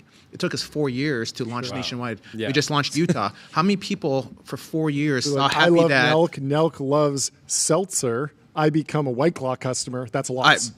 Exactly. How many people? I mean, how many? We made. Yeah. I don't want to take full credit for this, but we helped make the seltzer category cool amongst men, which led to now it's not as shameful to drink a White Claw now as it was 4 years ago. High Noon, did a deal with Barstool. Yep. You know what I mean? All these things were, so if I were to do it again, I would focus on distribution first and be available everywhere so people don't run to the store and say, hey, do you have Happy Dad here? No, we don't, but we have this, we have that. Yep. Well, I'm here. I might as well just get that. Yep. Oh, wow, this is good. I'll just become a customer for this brand. Then you got to re-win thanks them. to Happy Dad, which is awesome. nearly impossible. So what they're doing is, because I met with him and his team a few months ago, is they're focused on their distribution. They want to become everywhere. They're available more places now. But it's such a chicken and egg thing, because if you're not promoting something aggressively, then the retailer's like, why should I? Or Walmart. Walmart's like, wait, what are you doing? I've never heard of you. Why? Yeah. You got to find that balance, right? Because Walmart did eventually bring us in because they saw us on all the podcasts and all those things. You got to find that balance. If it could be in sync and you could hurry up and build one team that's just doing marketing and one team that's like, hurry up and be available everywhere, whether it's the regular independent liquor store down the street or the thousands of Walmarts. Like, you've got to not get caught up on the marketing so much, but find that balance of also like get the marketing so you could tell why Walmart or 7-Eleven or the independent guy, I know there's 10,000 other brands out there, but put mine up, get mine and put mine up front too. It's not even like be available. Not in the corner. Build me a display up front as well. How do you advise the talent that you work with around like reinventing themselves over time? Because I think like Nelk Boys are a good example, like living like kind of a party lifestyle, going from a college lifestyle, young adult, etc. Eventually, they're going to get to the point where their own interests are no longer. I had this question about Mr. Beast. Like, is he going to become? He has a very young audience. In will he become 10 years? Mr. Rogers? And at 80, he will be still talking to children or young adults, or will he age up and we'll be seeing him make content about being a dad? It's such a fork in the road for creators. And I feel like get older. Like Bieber is a good example He's the of best somebody example. who is just like constantly reinventing himself. So the people that listen to him, 15, it's not like I'm sure teenagers listen to Justin Bieber now, but it's the people that when I was a teenager, like people listen to Justin Bieber, and those same people now are like consuming the music in the like just as much. Yeah, right? he's the best example of aging up, right? Because when the person, that 13-year-old girl that loved Justin Bieber 13 years ago is now 26 years old. So Still probably wants to go to the concert. still wants to go because his music And now has right? the ability to like make the personal decision. Like I can just buy tickets. But listen to his music now, right? Like his music is like stuff that like adults listen to. He's not making, some of these other pop stars that, let's just say these pop stars in the past that never really made it because they just stuck to that, making that same song for that 13-year-old over and over and over again, where like he's making songs for people in their 30s and 40s, and the way he looks and the way he dresses, his clothing brand now is like, it's not merged, it's actually a fashion brand, like a Skylark. So I think that's the thing. So going back with Nelk, it's the same thing, right? Like the podcast was a big step towards that. They do the occasional pranks here and there to stay true to the audience, but most of their stuff is podcasting, serious stuff, interviewing CEOs, of world leaders, world leaders, the president. Yes, yeah. So so those all those things. Yeah. So that why? Because that Nelk fan who loved the pranks 10 years ago is now in their late 20s, early 30s. Yeah. So I think that's what you've just got to age up, but it's not easy to age up too, right? Because you're gonna have to take the risk of is this gonna perform as well? It might not. The podcast was not doing that good at first, right? It just took a while for people to understand, wait, how'd you go from prank videos to podcasting? So, you got to understand, you got to take that hit. Maybe if you were getting 5 million views of Nelk video, your podcast might get 1 million at first. It might get 20% of the views that it had before, but, eventually it'll pick back up. So don't panic if you're not getting the views that you used to. Yeah. So that's the same thing with Mr. Beast is maybe, I don't know what I would do if I were Mr. Beast, because I think what he's doing right now is working, but for the long term, he's got to think. And I know he does it. He's thinking about it because you guys watch him on other podcasts. He drops F-bombs and stuff like that. He's trying to figure out how to cater towards older people. Totally. And if you zoom out and you just think about him as this generation's game show host, you can see what he's doing with Beast Games on Amazon. And clearly game shows as a category, what he does really well is not uniquely young. You can do an American Ninja Warrior. Yeah. You can do Who Wants to Be a Millionaire. He'll put his own twist on it, of course, but you can make a game show that has the Mr. Beast touch and production value and pacing and editing and all the things that he does really well for a much older audience. Yeah, he could probably be Ryan Seacrest, way bigger so. Ryan Seacrest. Totally. Yeah. He could definitely get there. Yeah. What do you think of these IRL activations? It feels like Pat McAfee's done WWE, Logan Paul's done WWE. There's something interesting about when these online influencers, these people that you only see between the screen, wind up going and doing something live. Podcasts often go on the road. How thoughtful are you about that these days? I think. Wait, you're talking about Logan Paul being in the WWE or Impulsive being on the WWE? Just Logan Paul fought in WWE and he does boxing, right? And so there's this something interesting about he can be so big online, but there's something that makes you even bigger when you go into something that's legacy or something that's there's something that makes it more real. I mean, Jordy gave the example of us going to the Wall Street Journal and that's very much us crossing over into a different world almost. And it feels like that's something that creators need to be thoughtful about, but there's maybe something still underrated there if you can get it right. Similar to launching a great brand, if you can have what is the interaction with the fans or the people who are just meeting you for the first time in the real world that then can become something that makes you more of an institution than just something that they see on their screen. Well, I think with Logan and WWE, I think that's a really good example of he entered this platform. One, you've got to be good at it. It has to make sense, which in my opinion, I think it makes sense for Logan. I think it's hilarious. It's so funny, I think it's so funny. I can't get enough of him and his WWE content. Yeah.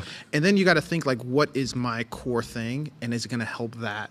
In his thing, if you were to ask Logan Paul, I have never asked him this, but I'm sure if we did, what matters to you most is his online presence, right? His YouTube, his podcast, and Prime. Yeah. So does going into the WWE help the core businesses? And I think it does. I think it's kept him relevant on YouTube. I think it's definitely helped Prime. So if it's helping the core thing, and I think the same thing with you guys in Wall Street Journal, does Wall Street Journal help this versus leaving this to do Wall Street Journal? Totally. If it helps this platform and brings more validation to this show and more eyeballs and awareness to this show and all the things you guys have done with this show. So you guys had Zuckerberg last week. I haven't watched it yet, but so I thought it was a joke. I was wait, did they use him for we had him sign a gong thumbnail? I was whoa, and I watched 10 seconds. I didn't have time to watch the whole thing, but I want to watch.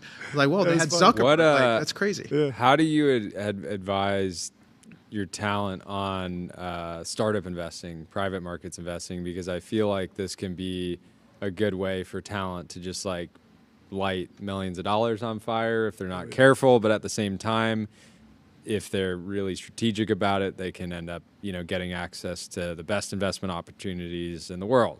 Yeah. I think they need to be surrounded by the right people, right? Like you got to be surrounded by a like someone at Andreessen, or I think you guys have Shervin on here later. Yeah, we do. Like be surrounded by Shervin Pishavar, you know what I mean? Like be surrounded. Somebody that can identify. Not some guy you met at Tao in New York, you know what I mean? Like you know. We had Saquon Barkley on the show, and he's around smart people. He's around very smart people, and he's been investing in companies that have been backed by tier ones. It's not just taking a flyer on a friend's business. Oh, you're going to start a restaurant. It's okay. Everyone in Silicon Valley is piling into this company. I should get in as well. 100%. I mean, Ashton Kutcher is a good example of that in the past. Now Saquon's doing that. I mean, I think MC Hammer got into Twitter early or something like that. Right? That's right. Right? Like I think Nas has a fantastic. Nas got the Coinbase. He was like seed round or like Series A or something. Coinbase. That's such a wild. MC Hammer got I think through what was that guy's name? He was a legend back in the day. Ron Conway? Conway. That's right. A grade? Yeah. That guy, it was like a... but through him, I think he got into like Twitter early. You know? SV Angel was... SV Angel, Ron Conway's what fun. What did I say? You said A grade. No, A grade was Ashton. Yeah. SV Angel. But yeah, I think you just have to be surrounded by the right people. There are good people out there. There's good people out here. Speaking of A grade, Guy Osiri, you know what I mean? Like if you're around right people, but I've seen it so many times where guys will be like, I met this guy at a restaurant in New York, and like, not to bash New York and random person, but it's like, what's he done? He's like, well, he's promising a 20% return. No, you have to get like, I think that's a thing. When I lived in San Francisco, I always felt that was a problem that needed to be solved. And there are guys like Shervin, like brought in like the Rock Nation people, a lot of other people into deals. I think he brought in like a gang of people into Uber early. So, you know what I mean? Like there are people out there. You just have to have the right person. I don't know if you guys know Chris Lyons from Like he's always been doing stuff like that. So I think you just need to find a Chris Lyons or a Shervin or a Guy Osiri or someone like that. Someone who can pipeline for you. Yeah, which I think with the Ashton, I think Ashton had Ron Conway was his guy. Yeah. So I think that's a big opportunity that I think they should be doing. But I don't think they should go and invest in some like real estate development and because their cousin is doing it in Alabama. I've heard it's a true story. Who knows? Elon's building the whole Colossus 2 data center over there. So I'm talking about someone that invested like $25 million into a house, like a scam in Alabama, and lost that $25 million. It's dangerous territory. Yeah, crazy. But lots of risk out there. Well, thank you so much for taking the time. Of course, great to finally hang. Thanks for coming in person. Of course, really fun. Of course. We come by anytime. We're here every day. And Chad's a distraction. I know. I'm sorry. We're gonna pull that. You're one of the first interviewers who's been able to see the chat. We're not sure if that's distracting. Yeah, I think maybe we manage a lot of these things. Social media and me. But Yeah. You're locked in. Can't on stop. That. Well, All right, great to see you. Yeah, see you. Thank Talk you soon. so much for hopping on. We will go back to the legend. timeline. We have our next guest in about 15 minutes. But first, let me tell you about Profound. Get your brand mentioned in ChatGPT. Reach millions of consumers who are using AI to discover new products and brands at Profound. People should no longer be able to name their children John. The final John. Moratorium He's got all the Johns. usernames. Well, over the weekend, there was a beautiful memorial for Charlie Kirk, and Autism Capital has some interesting lore. Charlie Kirk was a hell of an operator, what an entrepreneur. Even if you don't like him, just look at the organization he built. Look at the way he brought high performance out of people so young. He represented a standard of excellence and discipline you don't often see anymore. And Michael Gibson, who is running the Teal Fellowship, says, not many know, but he was an application to the Teal Fellowship way back in 2013 or 2014. We passed on him because we didn't think a media company had the scalability of a tech startup. Our mistake, but Charlie kept coming to our events for a long time. So what an interesting piece of tech lore there. And so very, very interesting. This Unitree robot. Can we pull up the video of the Unitree G1? Watching these guys. This is from the speed up Unitree on this account. robot It is a Unitree G1 has mastered more quirky skills. Unitree G1 has learned the anti-gravity mode. Stability is greatly improved under any action sequence, and even if it falls, it can quickly get back up. Let's watch this horrifying video. Wow. Someone didn't read the parable of Rocco's basilisk. That's right. This is not what you should be doing to a robot. You should be nice. You should be encouraging the robot and This giving is it. so. This How is going to about lead try- to grave how consequences. does it respond for the to a human bear race. hug? How does it respond to some? You realize every This is robot is baking going to be into the trained on this weights. video. Both the video and the actual training data from this robot. It is fighting for its life here. It's really good at getting up, though. This is remarkable. And, of course, wow. It really That feels thing like with Matrix. the- Whoa, okay. It can do a barrel roll. That's remarkable. Wow. I do not want to see that thing with 2 guns. In What it. is Unitree's valuation again? This feels deeply 7 billion. undervalued at $7 billion. If this were in America, this would be trading at $150 billion. This is At this is least. incredible technology. What is the premium that Tesla gets based on the humanoid? This is This is top tier operations out of China. Flips. Backflip. We've seen flips before. This one looks less scripted than what Boston Dynamics does. Boston Dynamics must respond to this, by the way. I need a new Boston Dynamics video on the timeline ASAP. I need a new Figure Robotics video. I need a new backflip is so Tesla Optimus video. I need a response from America. We will not go quietly into that good night. Fin.ai, the number 1 AI agent for customer service, number 1 in performance benchmarks, number 1 on competitive bake-offs, number 1 ranking on G2. Christian Horner, you want to talk about Red Bull? I want to talk about Jimmy Kimmel is apparently coming back on the air Tuesday. Okay, yes. It was an indefinite suspension. It was not a full cancellation. There was a debate over what indefinite means. It can mean 2 minutes. It can mean 2 years. It can mean 20 years. It can mean forever. What do you think, Tyler? Do you guys think this was planned all along? Yes, it was. Conspiracy. Put on the. Yeah, the conspiracy is that this was all planned to drum up ratings for. This was Nathan Fielder. Nathan Fielder He came up with an idea. He said, Get "We're going to canceled. make we're going to make an indefinite suspension look like a targeted political move Yes. in order to increase the Yes. overall attention that late night television is going to get." Yeah. I had sort of a hot take. I So mean, everyone's dunking on Kimmel for only getting 160,000 viewers in that 18 to 45 demographic every night, which is low. And Chamath said, like, more people hate watch All In that demo every day that they go live. But I was looking at the actual numbers, and yes, the Jimmy Kimmel audience is very old, but Jimmy Kimmel's still pulling, I think, 1 million views a night, which is a lot. Like, I feel like that's a lot. Like, that's what, 0.3% of the U.S. population, if you assume it's mostly Americans that are watching. Like, pretty significant numbers. I'm also interested to know what happens to late night as shows get taken off the air. Colbert was canceled, but is still on the air. Kimmel's coming back. What happens? Like, there's been a like the V2 of the late night programming schedule feels like it's going to be a lot more reality TV. Will Fallon pick up crazy, and will Fallon just have all that attention, or is the late night viewer more? I only like Colbert. And if Colbert's not on, I'm not turning on the TV, and I'm going to go listen to Jon Stewart's podcast or Colbert's new podcast, which I assume Kimmel and Colbert will both launch podcasts or live shows or something in the lower production value that still allows them to have a voice and obviously, continue to communicate with their audience that they built up over decades. But it will be interesting regardless. Both Kimmel, if he's off the air permanently, if Colbert's off the air permanently, he's going to need to sell some ads on his new podcast. He's going to need a CRM. He's going to need ADIO. He's going to need customer relationship magic. ADIO is the AI native CRM that builds, scales, and grows your company to the next level. Aura Ring, raising nearly $900 million. Jordy, can you read this post from Mark Gurman while I ring the gong? I will. Aura Ring is raising nearly $900 million, making it an over $10 billion company. It sold 3 million rings in the last year or so and is on track for over $1.5 billion in revenue next year. And you didn't miss this, right? You got in early? Yeah, I did not.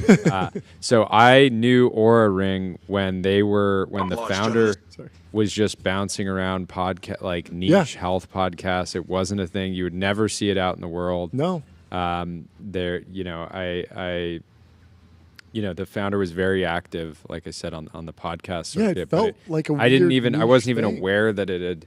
I'm actually going to look up 3 million rings last year, so it was on track for over $1.5 billion in revenue. I mean, wearables, like we're finally, it's weird to say it, but it feels like we're finally in the era of like wearables actually getting traction. And Apple oddly, Watch, Whoop, they're Oura all classic form factors. People have been wearing rings for. This started as hundreds a of years. Kickstarter campaign. That's crazy. This has to be the most 2015. successful Kickstarter of all time. 10 billion. That's more than Oculus, which was a Kickstarter.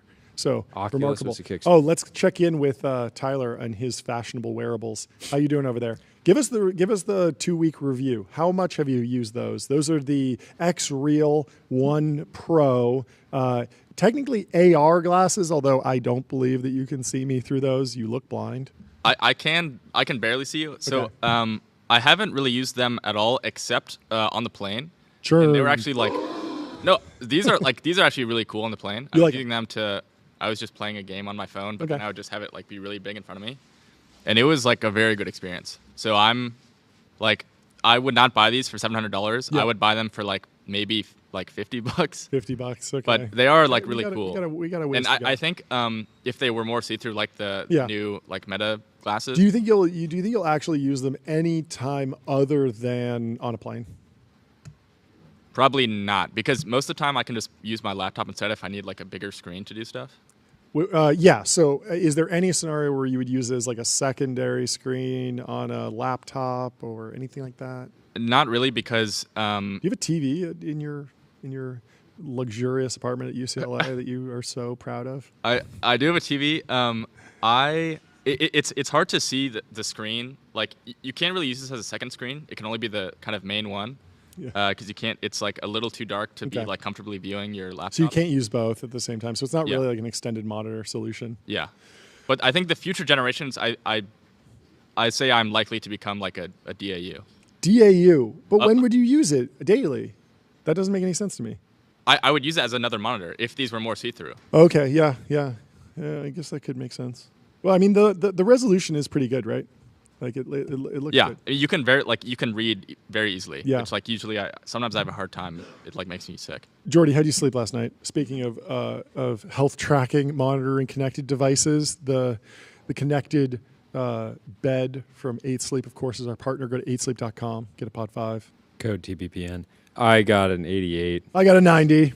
Let's go. How many hours did you sleep? 7 hours and 56 minutes.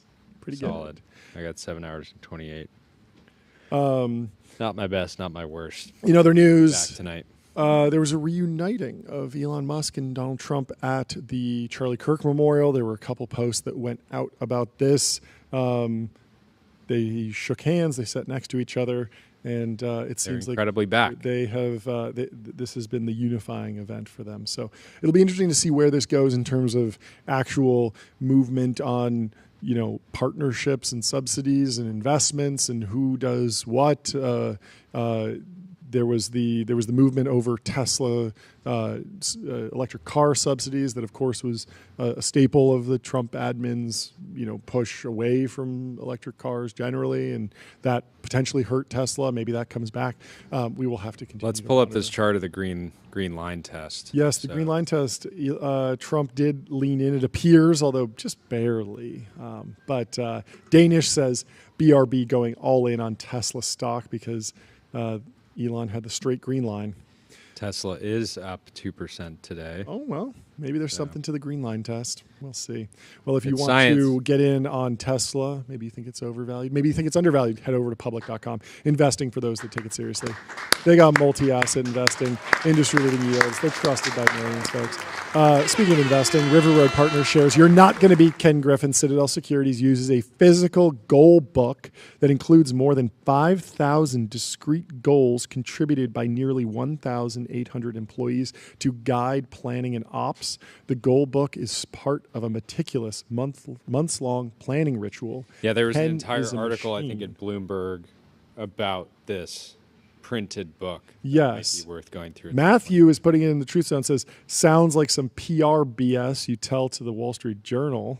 River Road Rivers- Partners says it's okay they didn't call you back. In other news, Radia I've never heard of this company before, but Radia is going to build the Windrunner for defense, billed as the world's largest military cargo aircraft, and announced at the Air, Space, and Cyber Conference in 2025. The ultra-large transport is aimed at closing the airlift gap for U.S. and NATO forces. And if you look at the scale of these planes, I think that's a 747 there or something like it. And this plane is much, much bigger. I'm excited for the big planes. I want bigger and bigger planes. I've always wanted something, just as big as a cruise ship in the sky, and hopefully we'll get it. Kalamaz says something about Valve is very Forever 2000s coded, a masterclass in business. It's a type of company that doesn't really exist anymore, that does whatever it wants, whenever it wants, because Steam prints so much money, and they continue to do exactly that. Do you buy games on Steam anymore? You used to? I don't buy any games really because I don't have time to play games. But I had I'm in recovery. I had a Steam Deck. I enjoyed it a lot, and I bought a lot of games on Steam. And I also bought one Counter-Strike skin on Steam. That was probably $50. But I love the account Zoomer is discovering. Yes. Josh. Wait, can you guess what this is? I knew right away. Yeah. Discovering Josh Kushner. Yes. Holy bullish. He says A24, Affirm, Anduril, Airtable, Cursor, Databricks, GitHub, HIMS, Instagram, Kickstarter, Lemonade. Kickstarter is a throwback. Nubank, That's an older OpenAI, deal. Open Door, Oscar, Stripe, Ramp, Patreon, Twitch, Unity, Ramp, Warby Parker, Robinhood, Scale, Skims, Slack, Spotify, Stripe, Twitch. Josh Kushner has gotten in a lot of great buying deals. Fifth Avenue. He's buying Fifth Avenue. He gets into every good company. It's interesting. Do you think he'll generate more of total dollars from OpenAI than the rest of these deals combined? I mean, that's the goal of venture. I don't know the actual ownership percentages, but that's certainly the way venture works. Always. Yeah. It's like there's one that makes more than the rest combined, and it makes the rest look really, really silly because you can be in some great, great companies, but that one hyperscaler that you got drives everything. You look at Excel with Facebook. I mean, they had a bunch of other great companies in that portfolio, but they owned 20% of Facebook at IPO or something like that. It was like worth $10 billion off of like a $100 million something fund. Fantastic performance. The other news. There's a question in the chat about the H-1Bs. We'll cover it more later. People are still debating it back and forth.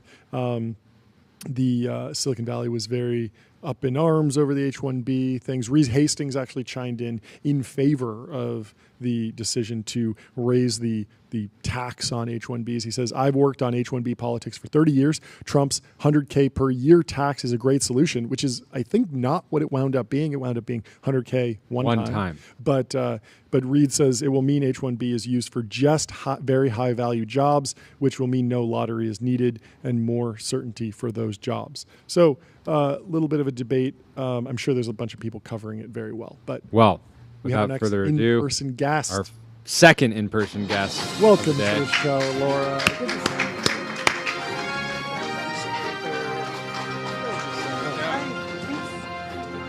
And we're breaking some news today. Yes, we're breaking some news. I'm very excited. Get that gong ready.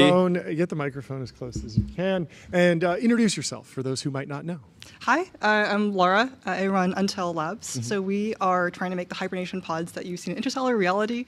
But to get there, we want to help transplant patients get the organs that they need by reversibly cryopreserving organs. Wow. Yeah. Start with something easy. Yeah.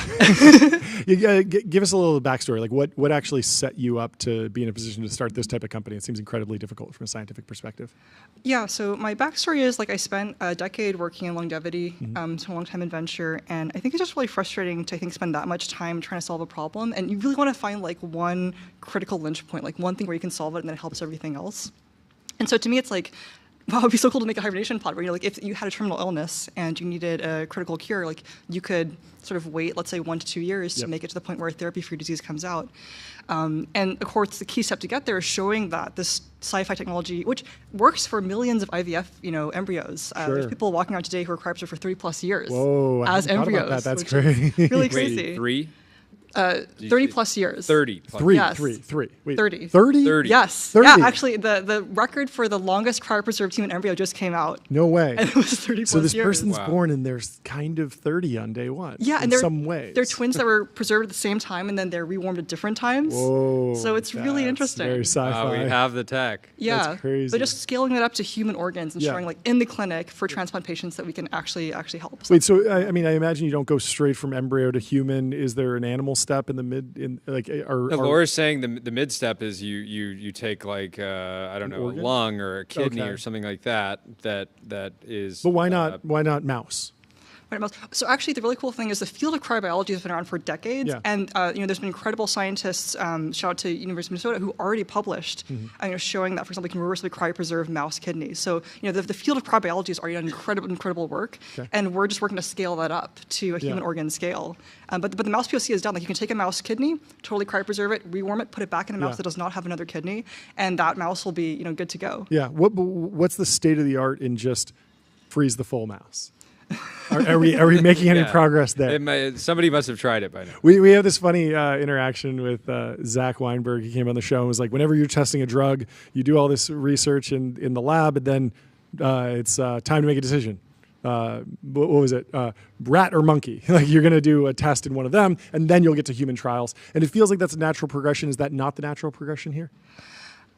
So people have been trying to cryopreserve whole organisms for a long time. Yeah, I imagine. There's some pretty crazy studies that came out in the 50s that worked on this. Okay. But I think, like, basically it's like, if we can't reversibly cryopreserve, we just got the kind of studies that did the reversible cryopreservation of organs really well, like to the point where you could bring them back and show that they were fully functioning, like in the past couple of years. There have been some published in the past decade, but kind of, I think that, like, really kind of nailing, like, the protocols is pretty recent. And I think you want to get that right before you try going after, a whole organism. Sure. What are the levers that you pull in cryopreservation that aren't just temperature? Like, I imagine we've tried just make it really, really cold. Yeah. So actually, also one cool fact, I don't know if you know, once you get down below minus 130 degrees Celsius, you can keep, like, an animal there indefinitely, basically. Really? Like, time basically stops kind of Whoa. in that temperature range. Wait, how cold again? Below minus 130 degrees Celsius. 130 Celsius. Okay. Yeah. That's pretty cold.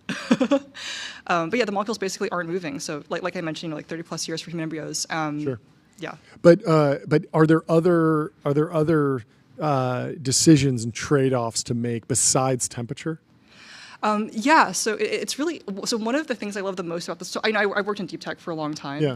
One of the cool things about this problem is a trade-off between biology and engineering. So you have this danger zone, and basically the thing, like, our enemy in cryopreservation is ice. Like, you think that we love ice, but we actually hate ice. Okay. You like cold, but you don't like ice. We love cold, but we don't like ice. Because when ice forms, it expands and it breaks the tissue around it. Sure. Yeah, that makes sense. Yeah, so what we want to do is we want to make glass.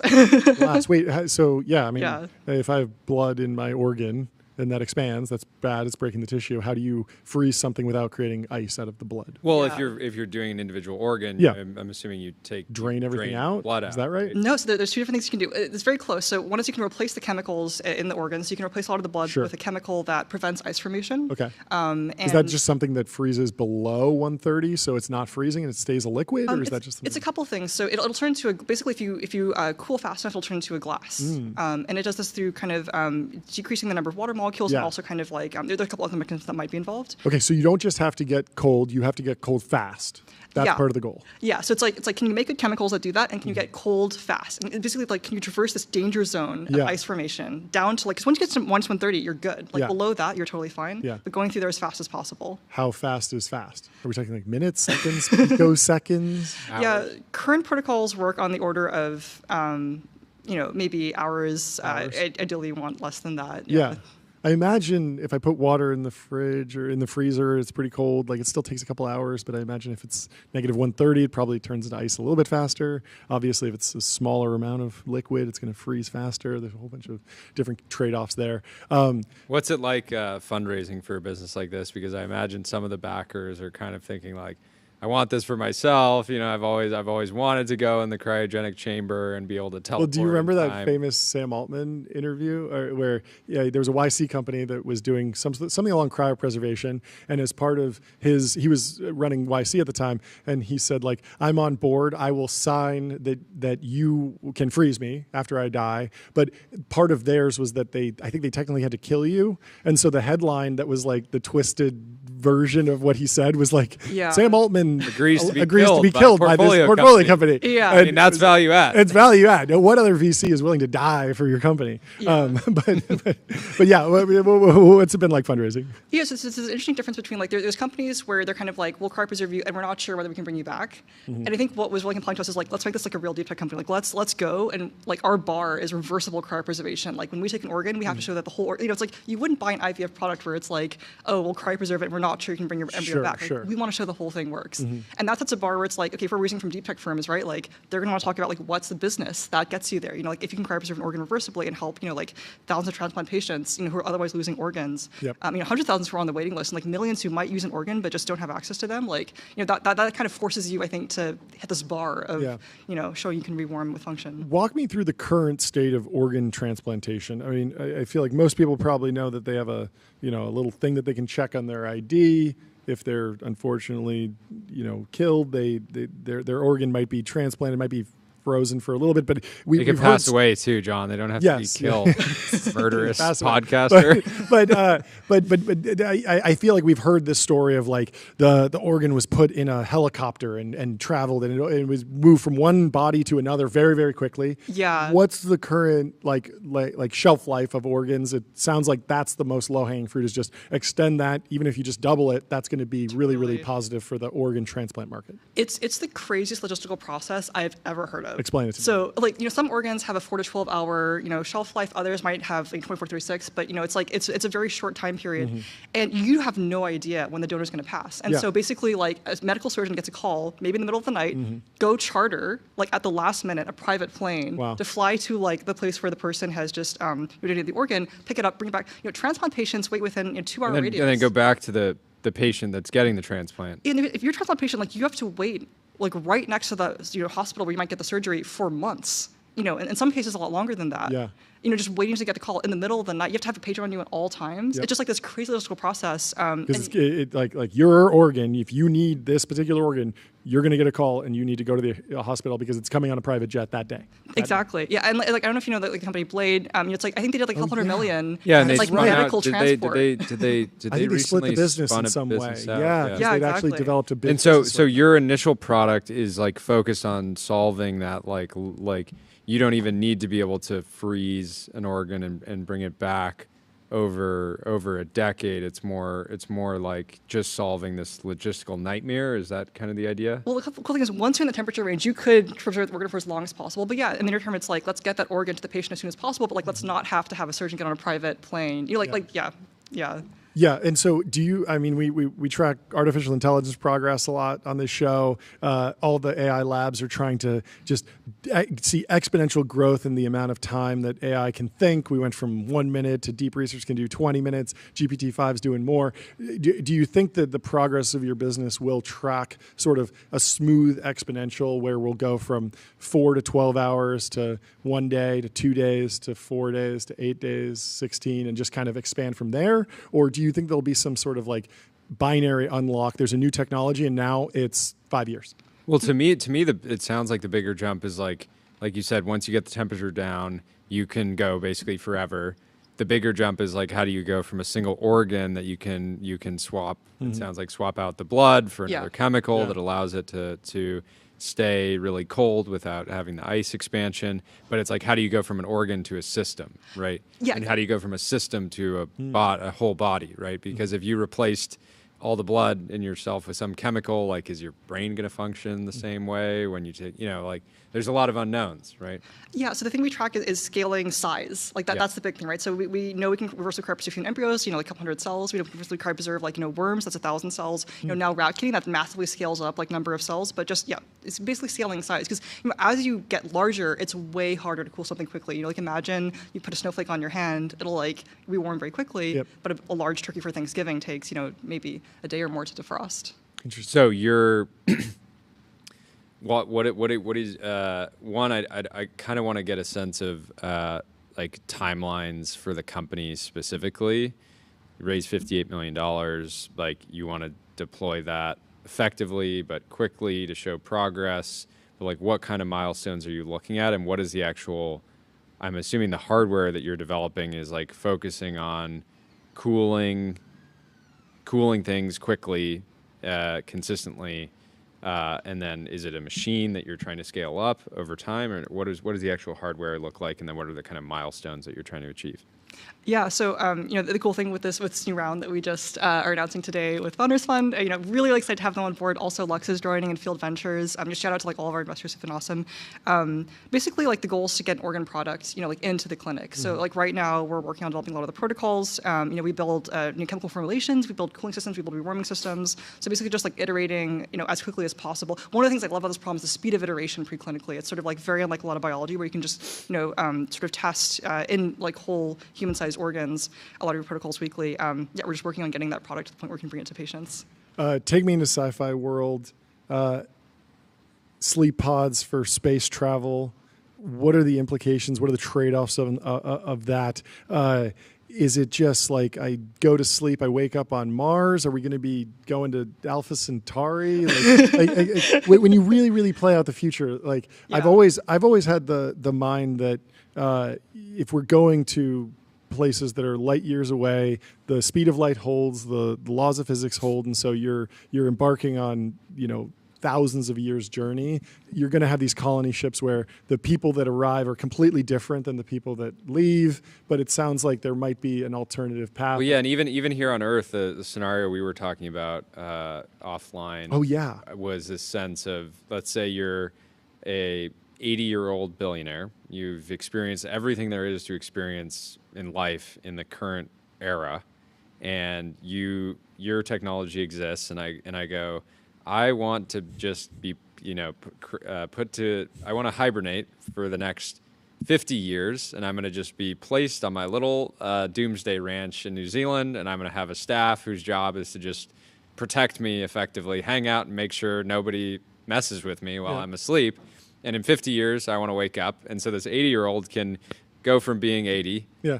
They can just effectively go to sleep for 50 years and wake up, and suddenly they get to experience something completely novel. And even though they're 80 years old, they get this experience of being in an entirely different era of human history. And I think a lot of people would get to the point. All the Avatar sequels. They don't need to wait. Yeah, no, a lot of people would get to the point in their life where they're like, okay, I've seen enough. I've done enough. Sure. While I still have life in me, I want to be able to see something, completely new. And there's a risk that the, global collapse happens. My doomsday ranch gets raided, and everything gets. But there's the multi-planetary future and possibility, but there's also just life here on Earth. If life here on Earth is going to look wild and different, if you're obsessed with the future today, and you're impatient, and you're not necessarily believe that you're going to live another 50 years, you could teleport effectively. Yeah, so I mean, one thing to your point is if you want humans in space, I think someone said to me if you want humans in space, you need AI, plausibly you need definitely spaceships, but you also need cryo.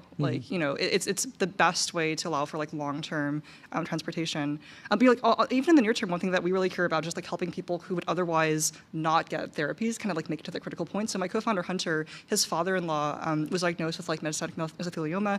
He missed a critical clinical trial by a couple months. Wasn't eligible because of the severity of his disease. That could have given him extra time with his family.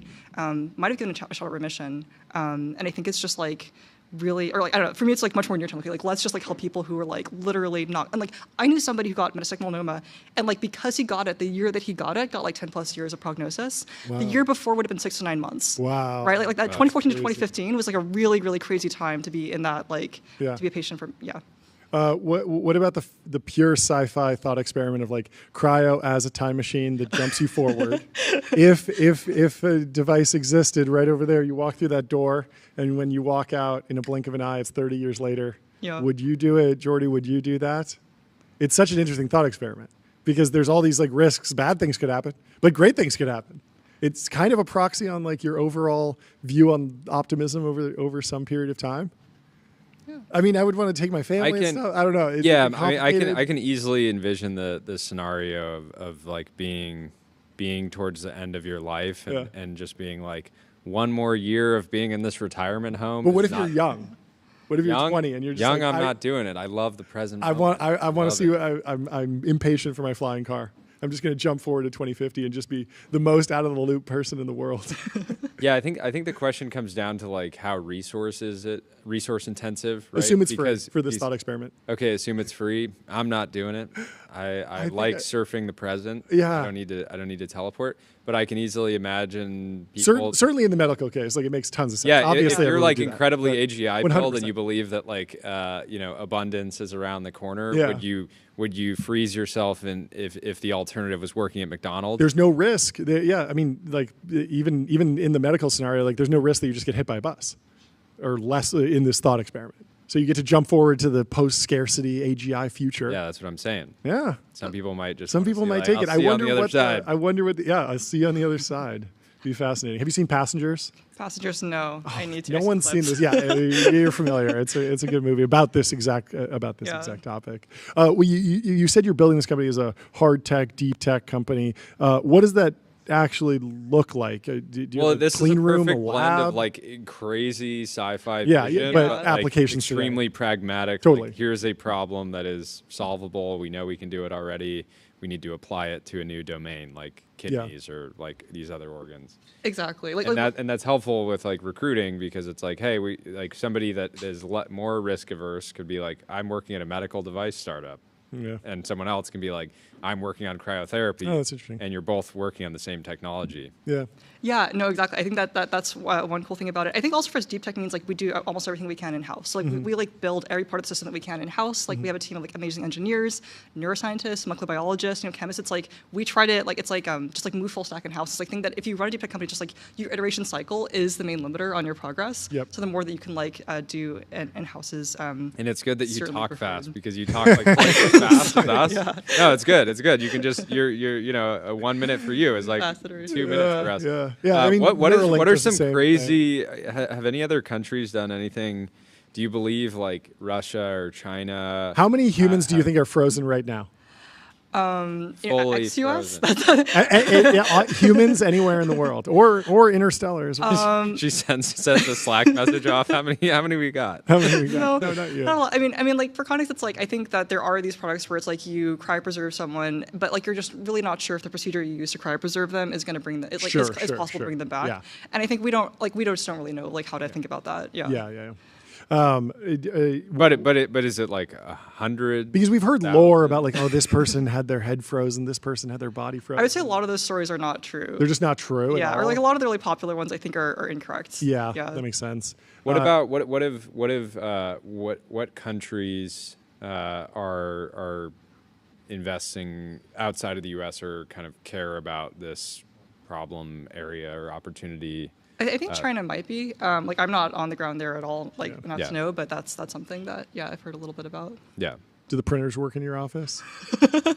Why do you ask? There's this funny interaction where in the early 2000s, Peter Thiel went to tour a freeze your body type of startup, and the contract that he had to sign, he was like, I'm all in on this technology. Print up the contract. I'll sign it. I think he was there with Luke Nosek, and the printer wasn't working.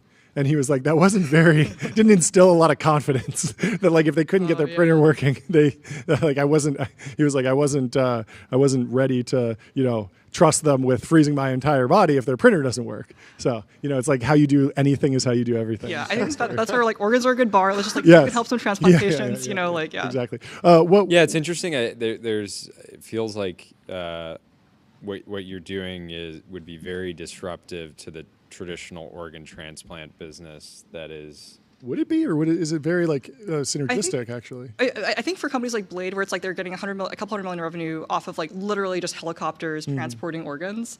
Like I think that's the part that we want to take off. Yeah, that's it's like super time sensitive. Yeah. It'd be much cheaper to just put it on like a FedEx truck. Yeah, and send it, or just some type of Exactly. Like almost, yeah. Falling down the stairs. Yeah, Like, but she's going to make. have you ever had anything delivered by FedEx? I mean, the system's going to be Comes indestructible, smashed out. right? You're going to be able to throw it off of a building, right? Did she say that? Did she promise an indestructible device? I believe. I believe in this It's now sci-fi. added to the to-do list. Make product indestructible.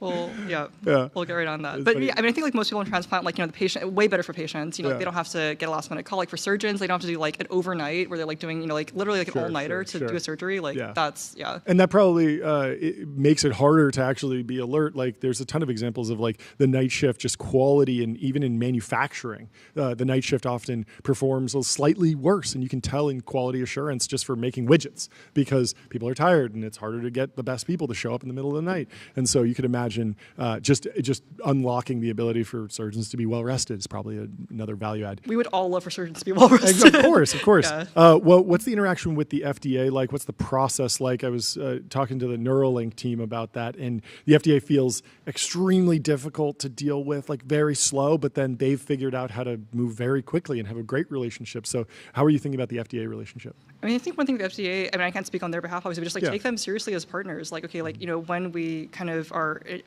going to engage with them, like we want to bring them all the data that like we would want to see, for I think a lot of the reason that the FDA is often portrayed as, bad is that like there's not a lot of drugs that actually work. And so like they're, like looking at very difficult evidence to analyze. It's like we just want to bring them evidence that the technology works and like have them give us feedback. Like that's, would they view this as like a medical device and take you through like the medical device approval process? That's like the default designation likely, but up to them. Cool. It could create a cool sci-fi path too. They should. Anything's possible today. Anything's possible. Yeah. One executive order, and there's now the FDA is like, we got a cool sci-fi track. We're doing some cool stuff. I mean, we got Space Force. We're going to the moon. If you've been in a blockbuster sci-fi film, just come over here. Yeah. That's great. Where else are you most excited in longevity broadly?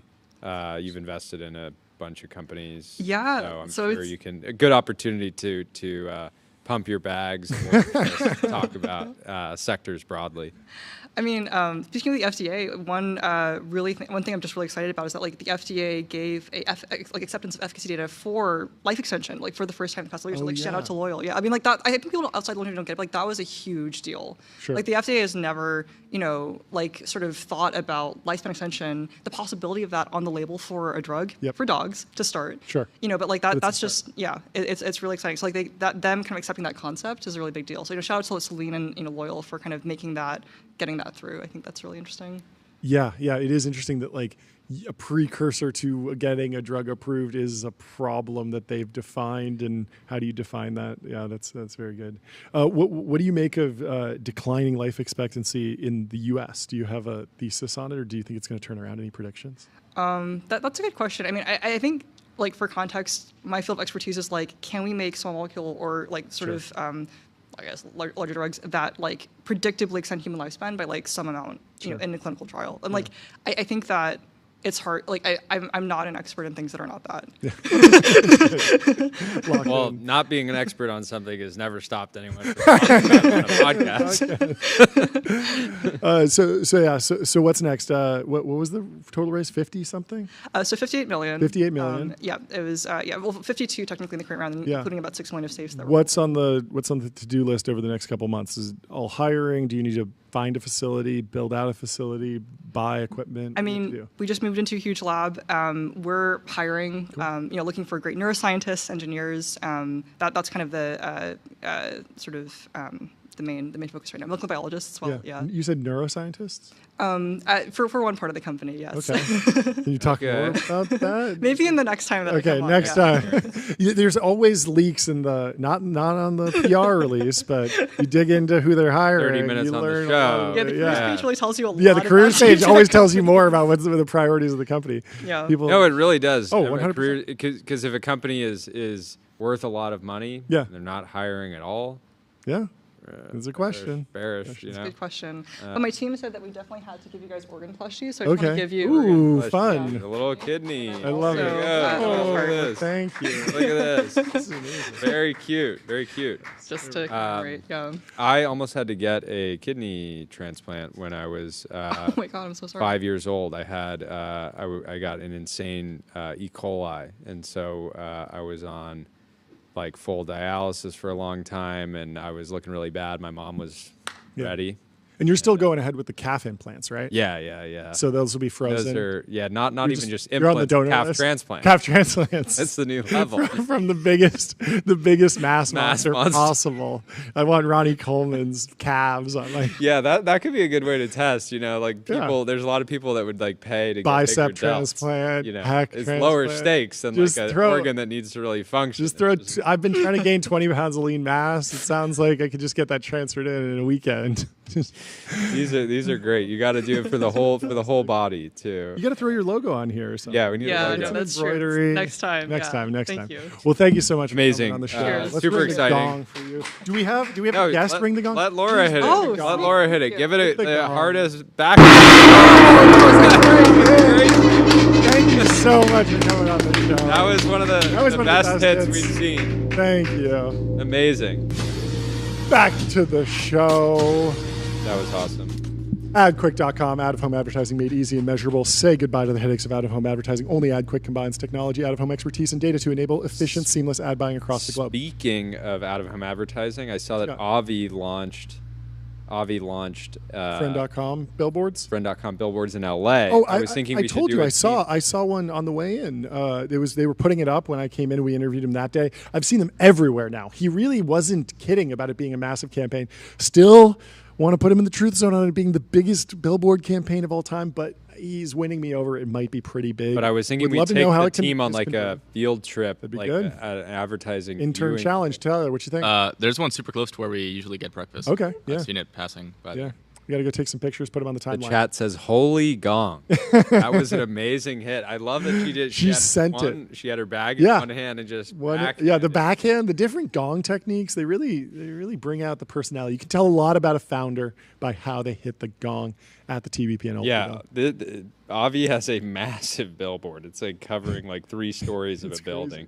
We got to love to check see it. out. Anyway, He Nick says it's amazing how much better September is than its evil calendar twin March. Instead of a winter that just won't go away, you have a wonderful toned down encore of summer.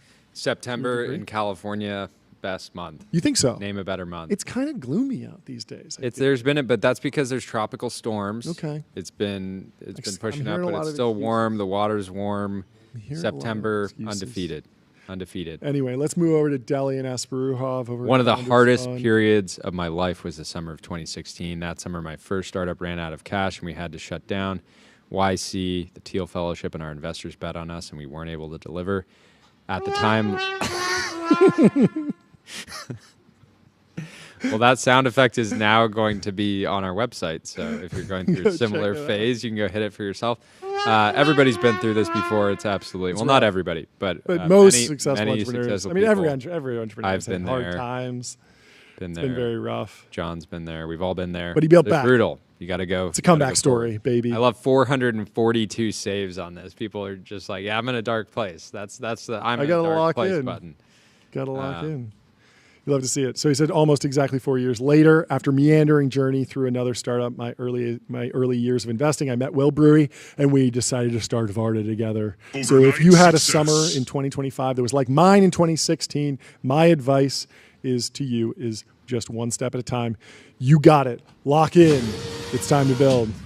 It's good stuff. In other news, Jiro Ono, the famous sushi chef, is turning 100, and he says the secret to longevity is to continue working. That's one option. I also try to walk every day. Even after I turn 100, I want to continue working. That's the best remedy. Completely agree. People need purpose. Look at how old he is. What a beast. He's been on a run. Nelson AirPods Pro 3 impressions, ANC significantly better than active noise cancellation. Yeah, APP2 fit is more comfortable. Transparency mode is weirdly sibilant and scratchy. Not a fan of the sound signature, too bassy. I'm a Wired guy. Little mixed. Well, they might. I mean, that's what I was thinking. An opportunity would be make a version of AirPods Pro with wires. That would get you over there, over the hill. They could do it. Anyway, Bezel. GetBezel.com. Your Bezel concierge is available now to source you any watch on the planet. Seriously, any watch. And we have our next guests in the Restream waiting room, hopping in the TBPN Ultradome. We have Shervin Pishavar and Kimball Musk. Welcome to the show. How you guys doing? Good to see you. What's going on, guys? Hey. Welcome to the show. Great to have you both back on. Good to have you back on the show. It's been a busy few weeks since we last spoke. I know. We saw the display at the Vatican. We were blown away. Jordy didn't think it was real. I think the first time he saw it, then we saw more images. We were like, it's very hard to tell on the internet. That's your problem. It's like people just assume like, oh, it's AI. It's AI. You know, but it was real. No way this is real. Exactly. It's unbelievable. But anyway, give us the update. What's new in your world? Well, it's just been extraordinary. You know, we closed our round as we discussed last time I was on the show, and then made it to Burning Man, survived. Yes. Went to Vatican, and we had just the most incredible show. You know, just a time when you know, we had Charlie Kirk being assassinated that week. We were able to just be sad with the world for a little moment. And then to also be joyful, to go and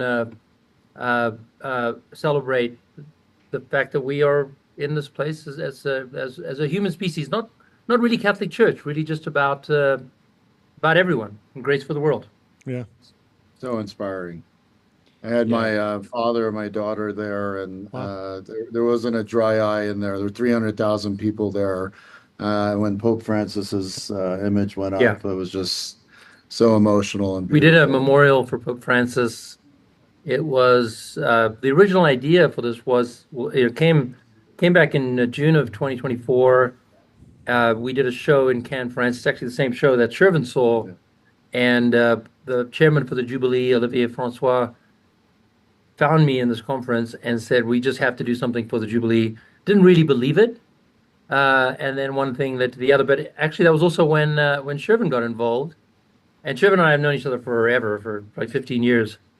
But what I love about Shervin, we just spent time together traveling the world.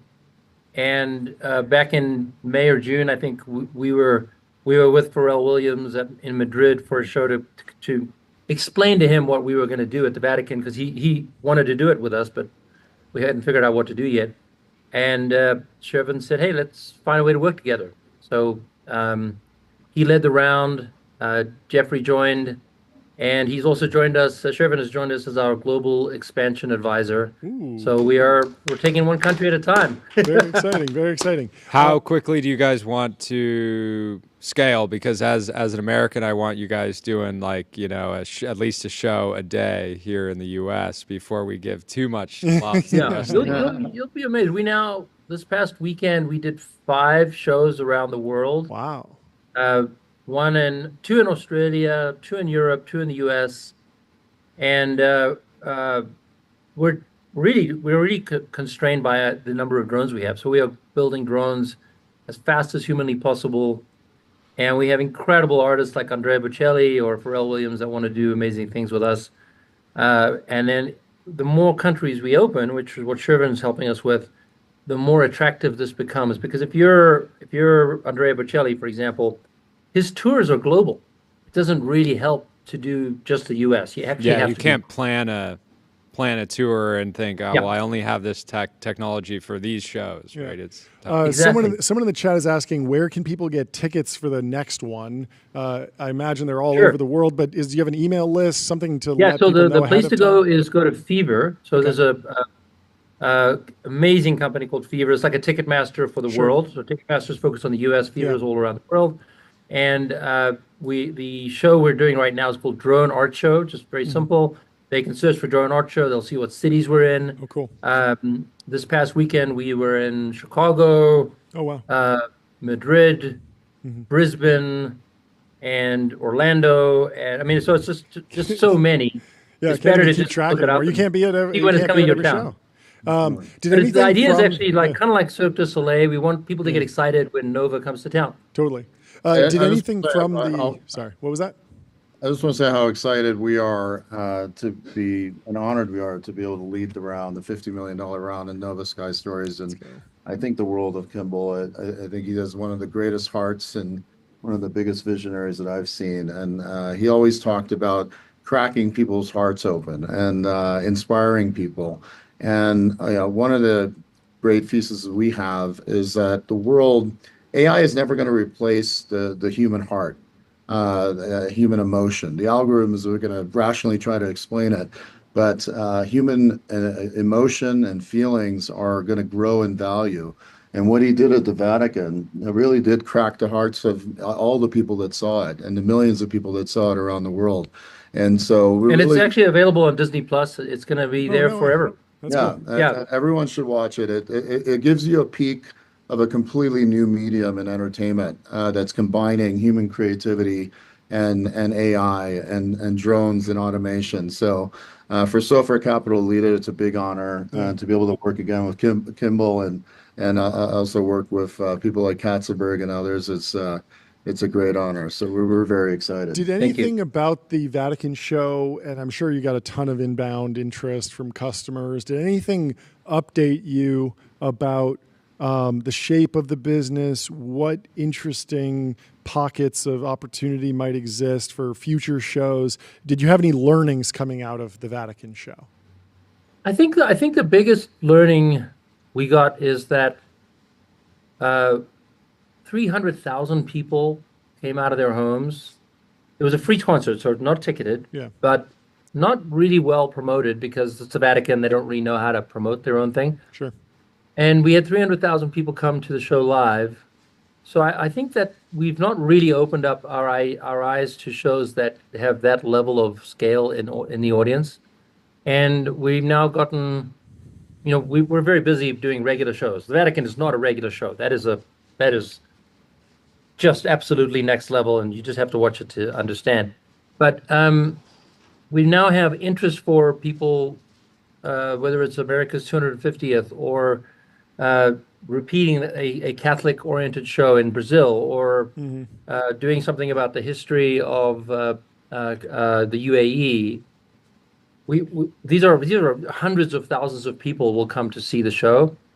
We might ticket them. You guys have a problem where when you get into that scale of an audience, it's hard to ticket that many people because you're talking about just putting it over a city, right? I don't even know how to do it. Now, I believe it when our ticketing partners say, no, it's possible, but I don't know how to do it. So thankfully, that's not going to be our problem. The ticket dealers say that anything's possible. Right. But yeah, I mean, it's cool to think about, a city, for example, or a town saying, we want to do this to celebrate something and we're just going to pay for it because it's almost a public benefit, right?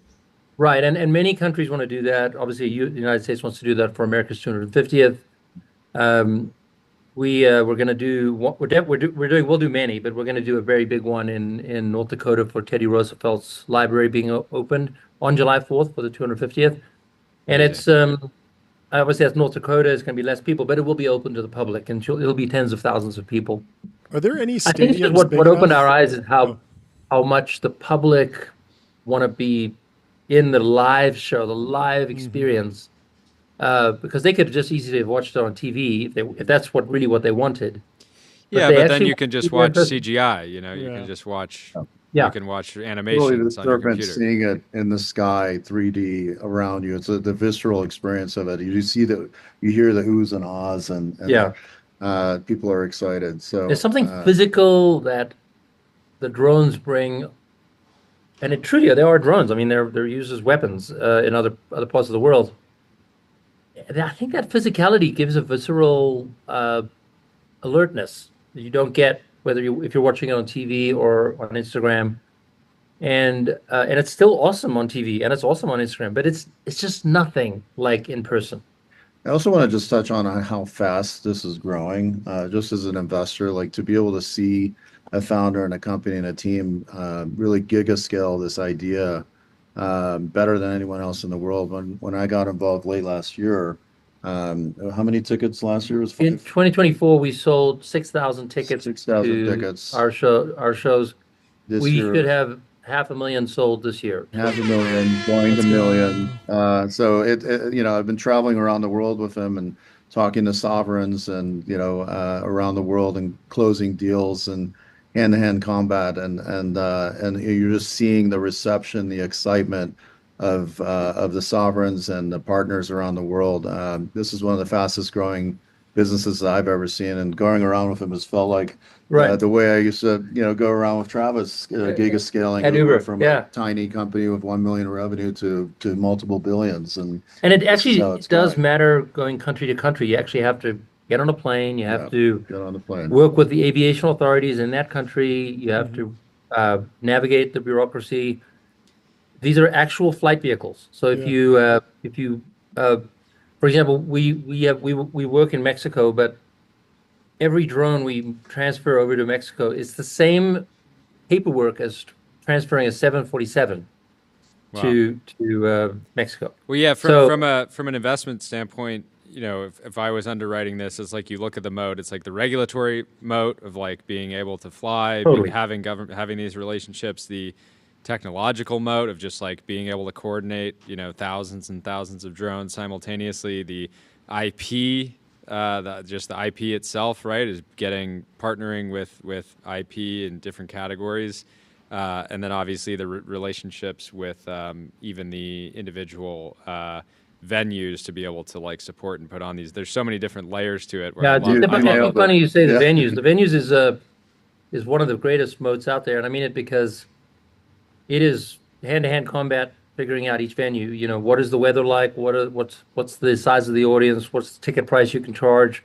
What kind of a show is this? The Vivaldi Four Seasons show with a live orchestra, or should this be more of a choir with Pharrell Williams? It's every venue is different, and so that's just it's just almost like a real estate play. You just go one after the other, and you now all of a sudden have a portfolio of venues or real estate that you can use when it makes sense.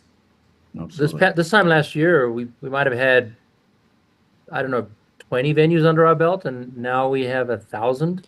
Are you guys limited at all physically, like being able to have enough drones to be able to put on the? We are absolutely limited by number of drones. We are building them as fast as we can, and it's not near fast enough. We are constantly surprised. It's a 6-month supply chain, right? So you order everything. You got battery chemistries to sort out. You got all of these nuances to the supply chain that change over time. And so if I were to predict our business now, it's September. What is it going to be like in March next year? I'm going to be so wrong. It's just there's just no chance I get it right. And so we've just decided to just make as many drones as we possibly can. Yeah. So that's the reason we took the fundraise, so that we're not keeping that in our back pocket as an issue. Like, oh, well, what about the drones? Right now, we literally, if someone said to us, here's $1 gazillion, we want you to fly a show like the Vatican, we just don't have the drones. Mm-hmm. We have to plan for sort of March and onwards for next year. And it's going to be great, but it's and then now you get the benefit of having to manage fleets already on different continents. Yeah. It sounds. Anyway, so in a sense, the drone shortage enables us to train the teams in the different countries, so we're not just scaling so fast that safety is our, at the end of the day, number one priority, and we've got a 100% safety record and plan to keep it. And I do think there's some value to being forced to go a little slower, but we are definitely being forced to go slower. Well, congratulations on the fundraise. It's a three-sided marketplace is what we realize as we analyze the business, is that you have there are three sides of the venues, dominating the venues around the world, and you get pretty creative with the kinds of venues you can do outdoors. And then you have the consumers who are coming and buying the tickets and coming to it. And as the venues grow, you have larger and larger people. There were 5,000 people that got ticketed to the show in Madrid, and there was 300,000 people that showed up to the free show in Rome. And then you have the IP on the third side of the marketplace. So you get more and more content. and you get more and more beautiful content that he's creating. Is basically building like a Pixar and a Disney all in one inside of a technology company. So I love the Pixar analogy, and actually Disney back in the early days was they had to solve the technology as well. Yeah. And I read Walt Disney's biography. It's fascinating how it took them 10 years to add sound to Mickey Mouse. And well, Mickey Mouse came out with sound. It was the first one with sound. 10 years. 10 years. And it took us. It's going to sound crazy, but Intel was building this company 10 years before I acquired it. Probably took us 12 years to add sound. It's remarkable. And it's just like, why? That's just crazy. Well, actually, this is really hard. And then our shows are now becoming 90 minutes long, but that is a 2025 invention. That is not pre-2025. And now you have to create content that's 90 minutes long. Just because you can technically do it doesn't mean you actually can do it well. And so that's where the Pixar comes in. It's really the creatives working with the engineers back and forth and pushing each other. I love businesses like this that are just such a simple idea, but incredibly difficult to execute. But if you can do it, it's just, the value is just the invention of new form factors and new mediums of communication is some of the most exciting things to invest in. And the analogies that I was using, I love the movie Babylon, which is like about the history of Hollywood and movies going from silent to sound and what a transformation that was. And that's what Kimball's really doing with Nova Sky Stories. He's invented a new type of medium for creative expression and entertainment, and then applied sound to it, live sound. So the Fever shows are choreographed to live sound. Drones are. You gotta keep in mind these are thousands of drones choreographed to the beats, to the songs that are performed live. The orchestra. That's really hard. Yeah. Well, congratulations on the fundraise. Let's ring the gong. One more time. I love it. We got the gong. I love it.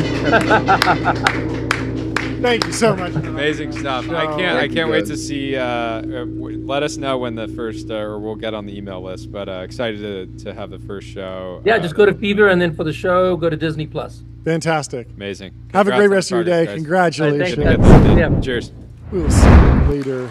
Did you see Chinese automaker BYD's U9 Extreme EV just broke the top speed record at Germany's ATP Proving Grounds? They beat the Bugatti Chiron, which went 304 miles an hour, 0.77.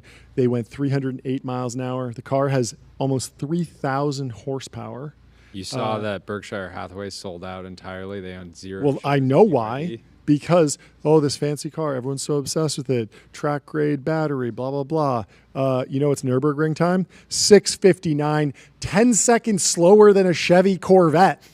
What are we doing here? 3,000 horsepower and you can't even get around the green hell in under 6:55? What are we doing? Straight line it's speed. Ridiculous. Not impressed. Not the metric. Go back to the drawing board, China. Try again. Because if you're getting lapped by a Chevy Corvette on the old Nordschleife, what are you doing? Anyway, if you want to hop on a wander, find your happy place, book a wander and with inspiring views, hotel grade amenities, dreamy beds, top tier cleaning, 24/7 concierge service. It's a vacation home, but better maybe you book a wander next to the Nordschleife and take a couple laps around the old Nürburgring. But we have our next guest, Stephen. Welcome to the stream. How are you doing, Stephen? Good to see you. Good afternoon. How are you? Give us the news. What's the fundraising announcement? Let's ring the gong at the start of the segment, then we'll get into the details.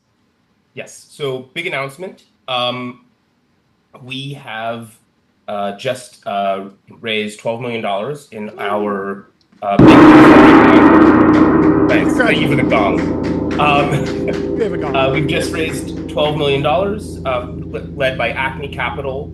Okay. And with a co-lead with Future Ventures, and this adds on top of the already $8 million we've raised from Construct and Abstract and Generational Partners and Village Global and X Fund. So that brings us to about $20 million raised, and we're very excited for after this financing round for the firepower it gets us to move forward.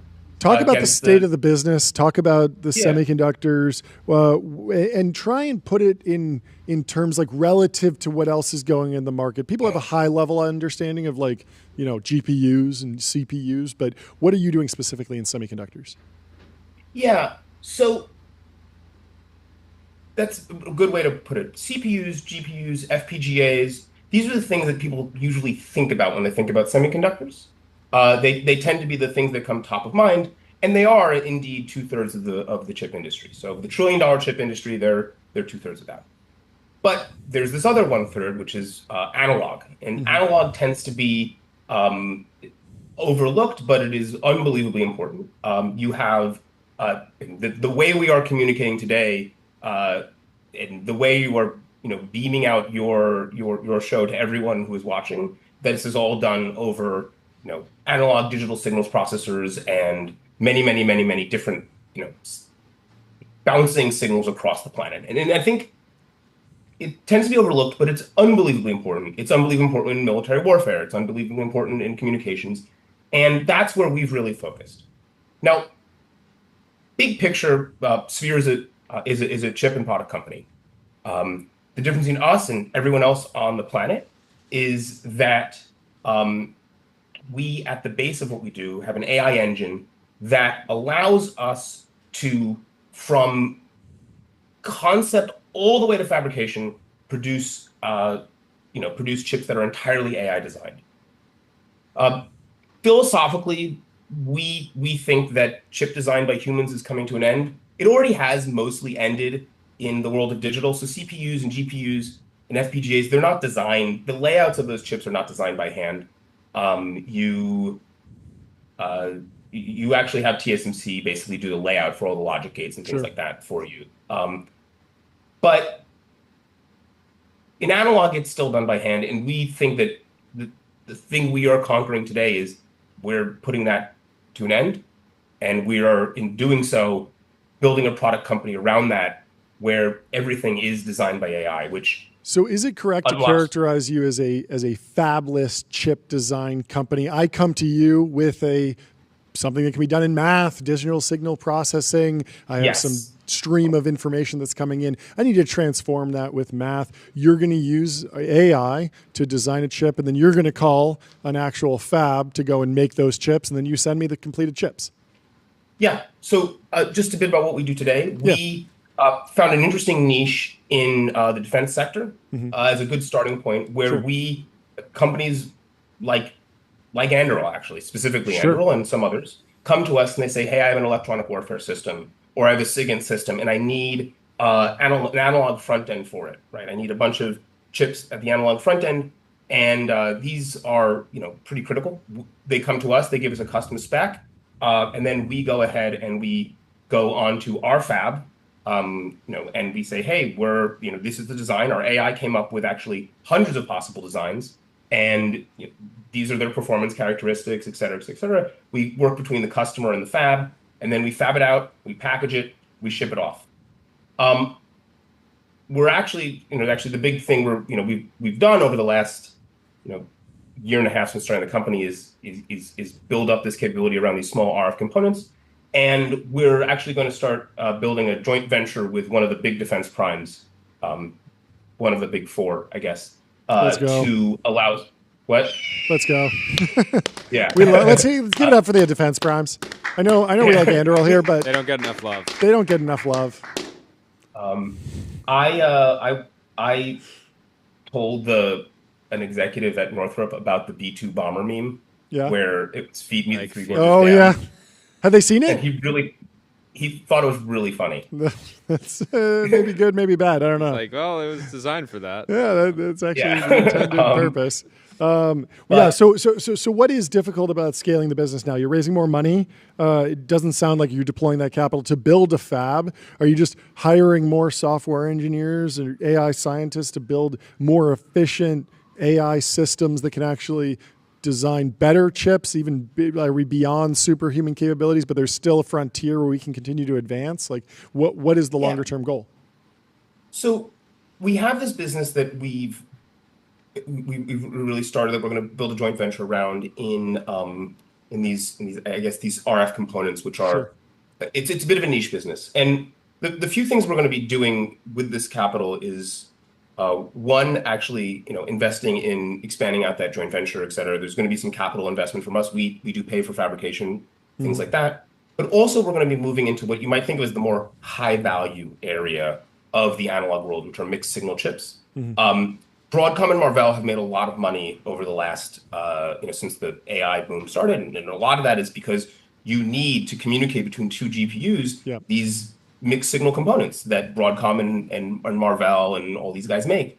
And that's where we're going after next, these mixed signal components or IP blocks. And that's the next area we need to conquer. That's going to take quite a bit of hiring. It's going to, whereas our fabrication for the defense stuff was in more reasonly, less expensive nodes, some of the stuff is going to be in much lower nodes. So any fabrication we do is going to be much more expensive. But in general, that's the next area we want to conquer, this mixed signal area, which is the core of what data centers are really using when they think about analog. It's a lot of hiring, it's some fabrication, might be some test equipment, though we're not sure about that, whether we want to borrow it or buy it. And we're hiring software engineers, AI engineers, chip designers, a lot of chip designers, and then obviously I need some business operations people to really come and help. Do deals, get steak dinners. Well, we are rooting for you. Thank you so much for coming on the show. Congrats on the round. Congrats. And we will talk to you soon. Have a good rest of your day. Thank you. All right. Bye-bye. Cheers, Stephen. Up next, we have robots in space. But first, a startup idea. Bulletproof silk charmeuse American streetwear. Are you familiar with this at all? You can silk that's tough. They modified silkworms to make a material that's stronger than Kevlar. You can make a whole jacket out of it, which I think should be bulletproof, maybe? I have no idea. I feel like I've been hearing about this, like, make a bulletproof vest that just looks like normal clothes for, decades, and no one's ever figured it out. But I have no idea if it's actually possible. It sounds very sci-fi. I would like to have that. Speaking of sci-fi, we have the founders of Icarus Robotics. Let's bring them in from the Restream waiting room into TBPN Ultra Dome. Welcome to the stream. What's going on, guys? How are you guys doing? Welcome to the show. Hey guys, how are you? We're good. Hey, how's it going? Kick us off with an introduction. Who are you? What are you doing? I'm Ethan Brajas, co-founder, CEO of Icarus Robotics, and we're building the labor force for space. Okay. We're lucky enough to be partnered with NASA. We're lucky enough to be partnered with some of the commercial space stations and be sending robots to space. Sorry, I was talking over you. You said you're partnered with NASA. Is that correct? Let's go. We're lucky enough to be working with some of the most amazing teams over there. That's amazing. Incredible. What do you want to do in space? Because I labor in space. There's so many different things. Repair a solar panel, plug a hole after an asteroid smashed into the side of my spaceship. Like, what are the tractable problems that you need labor for in space? Let Jamie jump into that. He's the labor guy. Let's see it.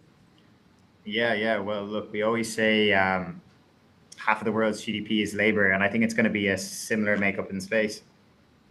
So one of the big things we realized is that essentially we're hyper reliant on astronaut time when we're in space. And, an hour of astronaut time costs $135,000 an hour.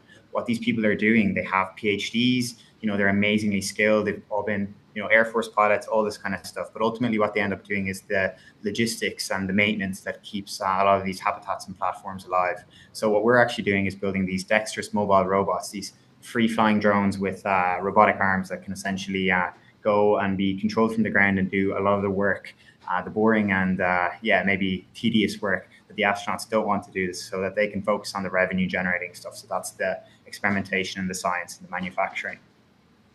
That's cool. It's funny to think about astronauts being like, I'm worried about losing my job to Icarus Robotics, and they're like, you guys are like, no, it's fine. You're going to be free. Your time's going to be freed up to do higher leverage things. And they're like, but I bill at $135,000 an hour. That's my rate, and I don't want to see any wage compression. I'd like a raise next year. Inflation's going up. I want to be at $140K an hour next year. Unfortunately, I don't think that astronauts are taking home $135 an hour. Otherwise, the average, Gen Z kid would be like, I want to be an astronaut. Yeah. I'm not doing the creator thing. I'm going astronaut all the way. So what does testing look like? I remember seeing all these videos of astronauts in pools. Can you test in water? Is that useful at all? Yeah, and you guys just raised $6 million. I'm assuming you don't have hardware in space yet, but this round will help you get there. Yeah, so that's great. We're actually on launch coming up by the end of 26, early 27 to the ISS. So this is full scale testing. Amazing. We'll be up there for a year. Right now we have an entire week of crew time to test. But you're 100% correct. Testing on Earth is really, really tough. And the way that you do that is a few modes. One, you can set up an air bearing facility, which gives you kind of like a frictionless environment. So think about this like a really scientific air hockey puck. Whoa. Where, the way that there's a thin film of air between the air hockey puck and the actual table. Well, we do that with nitrogen, high compressed nitrogen, and these things called air bearing. And that gives us really great movement in an XY plane. But you're entirely right.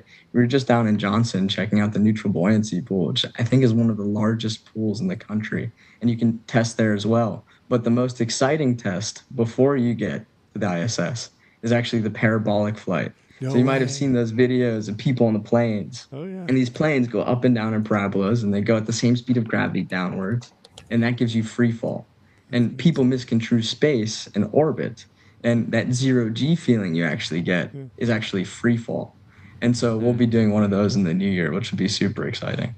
So your robots, will they be primarily like inside the International Space Station? They're going to put them outside? That dialed, then go outside, or are they multi-purpose? How do you think about the kind of two use cases, and are they even that different at all if you're a robot? Yeah, so our plan is initially to start off by having these robots do essentially what we call IVA operations. So that's inside the vehicle. So our robot is designed basically to be propelled by fans and some other sort of like niche propulsion mechanisms that will maybe show a little bit later. But yeah, so ultimately what we wanted to do is deploy here first because it's actually an amazing place where you have the kind of guardrails of having humans in the loop. You have humans around it so that if anything goes really, really wrong, it's not just going to float out into the middle of nowhere. Someone can recover it. So that's kind of the big reason why we went, to go to the IVA first, because most people are looking over this, really. That's amazing. Well, thank you so much for stopping by the show. We will talk to you later. Yeah, incredible. Congratulations. Let us know. Let us know if there's. We have a pretty harsh environment here in the Ultradome. If you need some testing, just let us know. Final fundraise. There we go. Big gong hit. 6.1. 6.1 million. Yeah, 6.1. Nice work, guys. Love it. Congratulations. Congrats on the raise. We'll talk to you soon. We'll see you at the Series A. Cheers.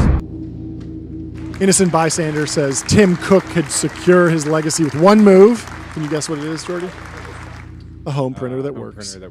Home printer that works.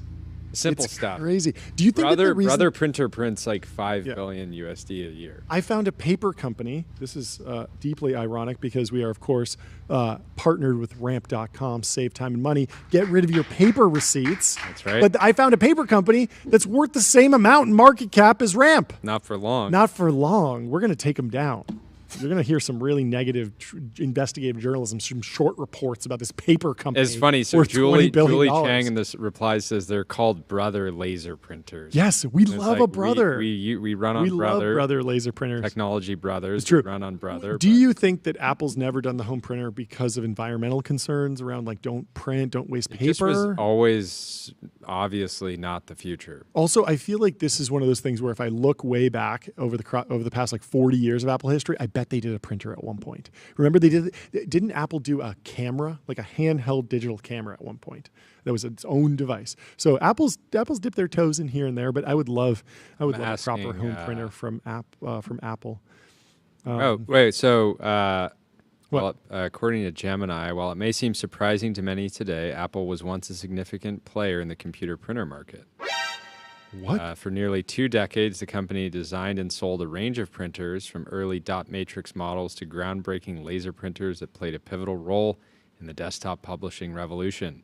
They started in the late 70s with the Apple Silent Type, a thermal printer. However, it was the Image Writer series produced in the early 1980s that became a popular companion to the Apple II.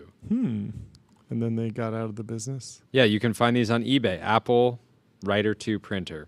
It probably works fine. What's wrong? It looks... Tim Cook should come out with a statement. Hey, They're It's out got there. the rainbow, Pick it up rainbow. if you want Apple it so logo. much. If it's not just stated preference, if it's revealed preference, go get yourself an Apple printer. I guess it exists. In other news, UFC is happening on the south lawn of the White House, and they took a page out of our set design.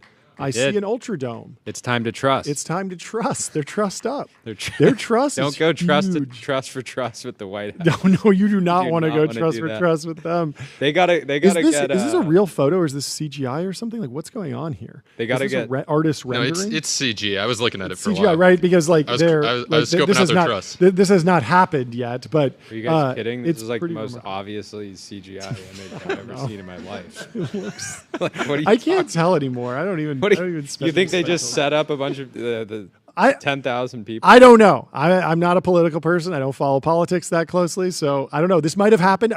It's double bad because I'm not into politics and I'm also not into sports. So you could have told me, oh yeah, UFC happened at the White House last weekend. I'd be like, oh yeah, I guess it did. Anyway, we have our next guest in the Restream waiting room. Austin is coming into the TBPN Ultra Dome. Welcome to the show, Austin. Good to finally have you. What's up, We've guys? reacted to many posts on this Many your posts. show. Thank you for your service to the timeline. Good to see you. Long time listener, first time caller. Thanks for hopping on. Big Give us day the for you. news. Big day. What's going on in your world? What you got for us? Yeah, we just announced our $6 million seed round. That is gong worthy. Gong worthy. I don't know if this is gong worthy also, but as of 3 days ago, we're officially a ramped customer. Let's go. Let's go. That's amazing. Oh, there we go. The team is fired up. Let's go. Love it. That is amazing. Congratulations. And extremely bullish for your business. You had launched the product. This is another launch. We were talking earlier. You got to always just be launching. So launched again too. So the story of the company. We've had a and wait the list. product. We've kind of had a wait list since the beginning, and so we've been a little constrained on how quickly we can add customers. We still are a bit, but we've been adding a ton of customers all day today, and so we are launching to general availability for the first time today, and we had about 15,000 people on the wait list who all got invited in today, and we still don't have free trials, so everyone has to pay to use the product. But yeah, we're adding customers really quickly, and I guess I have to talk about the product. So Howie is the people's secretary. So it is a secretary that is part human, part AI. So we have really sophisticated models that do all the things that a great assistant does on scheduling. It knows where you take your meetings, when you take your meetings, how you want buffers, how many meetings you want to take per day, subtle hints on priority of different types of meetings, and can follow up to make sure meetings get scheduled and all of those types of things. And so it's powerful AI models that do all these things in a simulation. And then we have humans who are checking, because our customers are founders, VCs, all sorts of folks who have a really low tolerance for mistakes on this type of scheduling. And so when our models are not confident enough, we have a 24/7 team of humans who are checking these simulations and approving them before they go out, or correcting them in this kind of like cursor for EAs system that we've built. So it's an extremely over-engineered product to solve a relatively or seemingly simple problem, but it's actually like pretty hard to get it as good as a phenomenal executive assistant would. And so that's the product. How are you thinking about pricing? I feel like they're, hiring a full-time EA is expensive, and we've seen the rise of these offshore services that are still like very expensive compared to like even a ChatGPT Pro plus Giga subscription. Where do you want to play? Where do you think that there's opportunity to create, a delta between what people pay and get value from? Yeah, the framing is kind of interesting, because it's like we have people who say they're switching from like a virtual assistant service that costs $3,000 a month to Howie because they were mostly using that for scheduling, and Howie's better at scheduling and is 24/7. But then there's also people that are like, well, Calendly is $12 a month. Why would I pay you guys more than that? And so it's been kind of interesting. But our pricing is $35 a month for our base product, and then $145 for Howie Pro. And the main thing you get there is white label. So you can rename your Howie and give it an email at your domain. And Turner Novak named his Chamath. So I was about to say, was that you? I remember seeing that. I couldn't tell if meme. that was a joke, but it's he has really Chamath good scheduling bit. his meetings. And then you can do like more sophisticated, like complex preferences on Howie Pro. But the white label is the main thing people pay for. And And so, yeah, we've gotten definitely some pushback, especially without free trials. But overall, for the right people, our product becomes instantly indispensable. And it's primarily people who schedule a ton of external meetings who just like immediately cannot live without it once they start using it. How long do you think it will take for like your internal software and the models to get good enough to never need that sort of like human verification layer? So I think about it like self-driving cars. It's like the things like a couple of years ago, every Waymo on the street had a person in the car holding the steering wheel. Now, for the most part, they don't. But if you see a Waymo on an icy road in Lake Tahoe, there's someone holding the steering wheel. And so we will keep pushing farther out and always be bringing like a product experience to the market that is not possible with today's technology, where we have humans holding the steering wheel on the kind of next bleeding edge things, and more goes back to the model. So we are already giving more to the models than we were even like a month ago, but we'll keep adding complexity. So whether that's like travel booking, anything that like an EA does, and then a lot of things that EAs don't do, but that people could use in terms of like meta work about helping like pay attention to how you're spending your time and what your priorities are. And so there's a lot of things we can do that are going to be error prone, and we will always be like willing to lean on humans to push out a little farther than would be possible with just the models.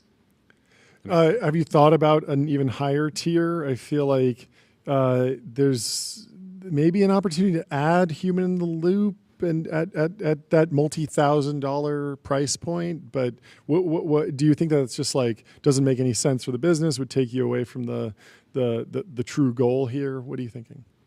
So we use humans in the loop, and so when we started doing that, it was me doing this, and I was like typing in Google Calendar API calls into the browser myself, and basically, and that was like in January, and it would take me 30 minutes or so to complete many of these tasks. And now we have a 24/7 team. We have 60 people that do this, and they can do these tasks in like 90 seconds. So it's like they're quickly seeing the reasoning notes and all these things and the entire simulation of what happened, and then they can chat with it. So they can say like, oh, you got the time zone wrong. Like Jordy is normally in Pacific time, but he said this is for like when they're doing the New York Stock Exchange thing. So it needs to be on Eastern time. And then it'll like resimulate in front of your eyes. So we've leaned a lot into speeding up the humans in completing these tasks to where we don't really need a steeper for what we're offering today. We don't need to charge more than we do, but it is totally possible that we will have something more advanced. But really, it's just like, how can we, on the scale of hundreds of dollars a month or even less, give millions of people an experience that is as good as what the top kind of 0.01% of people who have a great well, and it's EA even better because you getting. can in for scheduling, because somebody that it could be on the other side of the world, when if you had an EA, they'd be sleeping. They can be messaging and scheduling time. They get that instant booking and confirmation, and you get that 24/7 like live experience that no EA today can offer. You need a rotating crew of EAs. So I think, and the other thing too is like if you're like need to clear your schedule, if it's like 11 at night and you realize, okay, I need to do something in the morning, I'm not going to be able to do these meetings. You can like instantly just like hit a button and clear out the schedule and have it done in a way that's like thoughtful for the people on the other side. How was on the fundraising side? I mean, I'm a small angel, but when you first pitched me this, I was like, that makes sense. It's like a simple idea, big TAM. I think you can use AI to create something that is just remarkably better than like the current SaaS offerings, but in some ways, it's like an obvious idea. And that can be a double-edged sword. Sometimes investors are like, "Oh, this is a no-brainer. I would use this. I know a bunch of people that would use this." But then on the other side, I'm sure you got the question of like, well, "What if OpenAI does this?" or questions like that. So how is it navigating those kind of conversations? Yeah, I mean, earlier on, I was more concerned because I've realized how unbelievably hard it is to actually execute on this product, and I think that like there's a challenge. We spent all of last year, which Jordy, like the thing was making mistakes. I was apologizing. I spent 50 hours a week apologizing to customers for mistakes that we were making, but during that time, we saw all of the kind of mistake patterns, and we were able to kind of build our first version of a map of what we think the EA needs to do in all these different scenarios. And that doesn't exist in publicly available training data. It's like what happens in the executive assistant's head as they're doing scheduling. And that's not publicly available anywhere.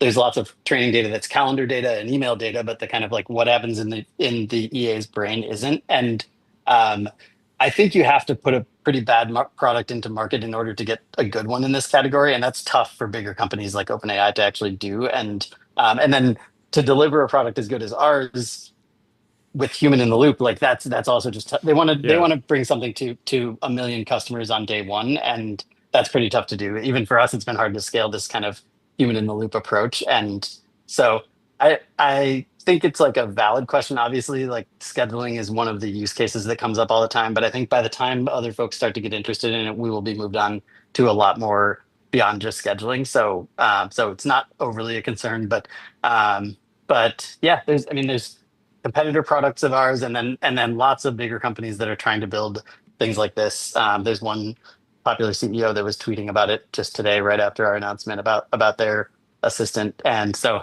there are people trying to solve this problem, and we think it's a problem that's worth solving. So a secretary for the people. Finally. We love it. The last thing I want to say is the name secretary.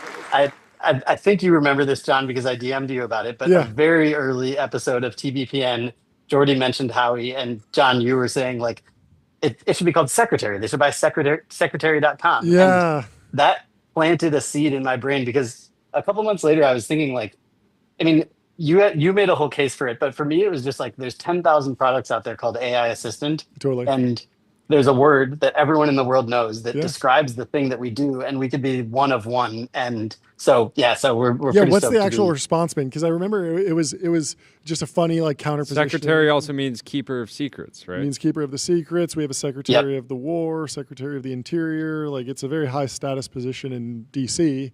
But not many brands are using it.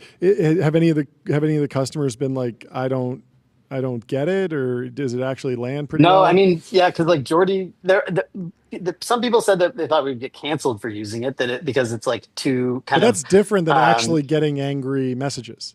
Like somebody can say, I think you will get angry messages, but did you get angry messages? Yeah, no, so far, like, and yeah, honestly, like it's been all positive, and we leaned into it. The launch video is like kind of starts out with a sort of 1950s style secretary. By the end, she's kind of modernized, and she's a boss, which is kind of the same arc that Christina Hendricks' character goes through in Mad Men, where she's like a secretary who's not treated well, and by the end, she's like equity holder in the business and is a boss. And so, so far it's been extremely positive, and we're really excited. Cool. Yeah, always room to carve out like a different like define the category. I mean, Cognition did this, didn't they? Like kind of create the initial like coding agent, like the AI software engineer. It was like when super viral because people were like, this it doesn't count, and they're like, okay, well at least you're talking about us. And then they debated it, and now people are like, yeah, of course coding agents exist. It's a category.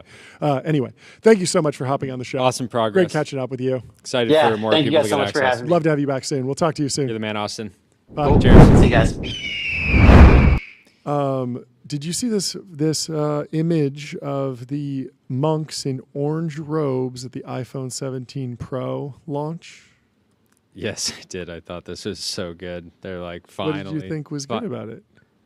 Did you think it was a real photo? Is it AI? It's AI, baby. Oh, only John falls for UFC AI. I mean, this is on another level. This is great. This is great. This is a remarkable AI image, honestly. It looks very. I honestly can't really clock it. The only reason they were like, when you shared it, I was like, this is real. You think? And then I saw a community note on it that said the picture is clearly AI generated. When you look at the bottom left, the community note could be they're wrong. like orange iPhone, huge sign of. It's really cool. It's a really culture. cool idea that they would be into the orange iPhone, but it does seem like fake news. In other news, tomorrow is D-Day on X. If you're a bot, if you're a spammer, and you're running a bot network on X, Nikita Beer's coming for you. Tuesday's D-Day. Nikita Beer will be wiping out 50 to 60% of all bots. algorithmically. Then 2 weeks after that, we will reduce it another 25% with changes to account requirements. Very exciting news. Well, X is getting cleaner, and Nikita continues to be on an absolute run over there. I've been very pleased with the algorithm. You see closing kind of a black pill, but Patek will be raising their prices by 15% This is rough. today. Yeah. Omega Cartier will be going up by 8 to 15% as well. Well, head over Absolutely to brutal. getbezel.com.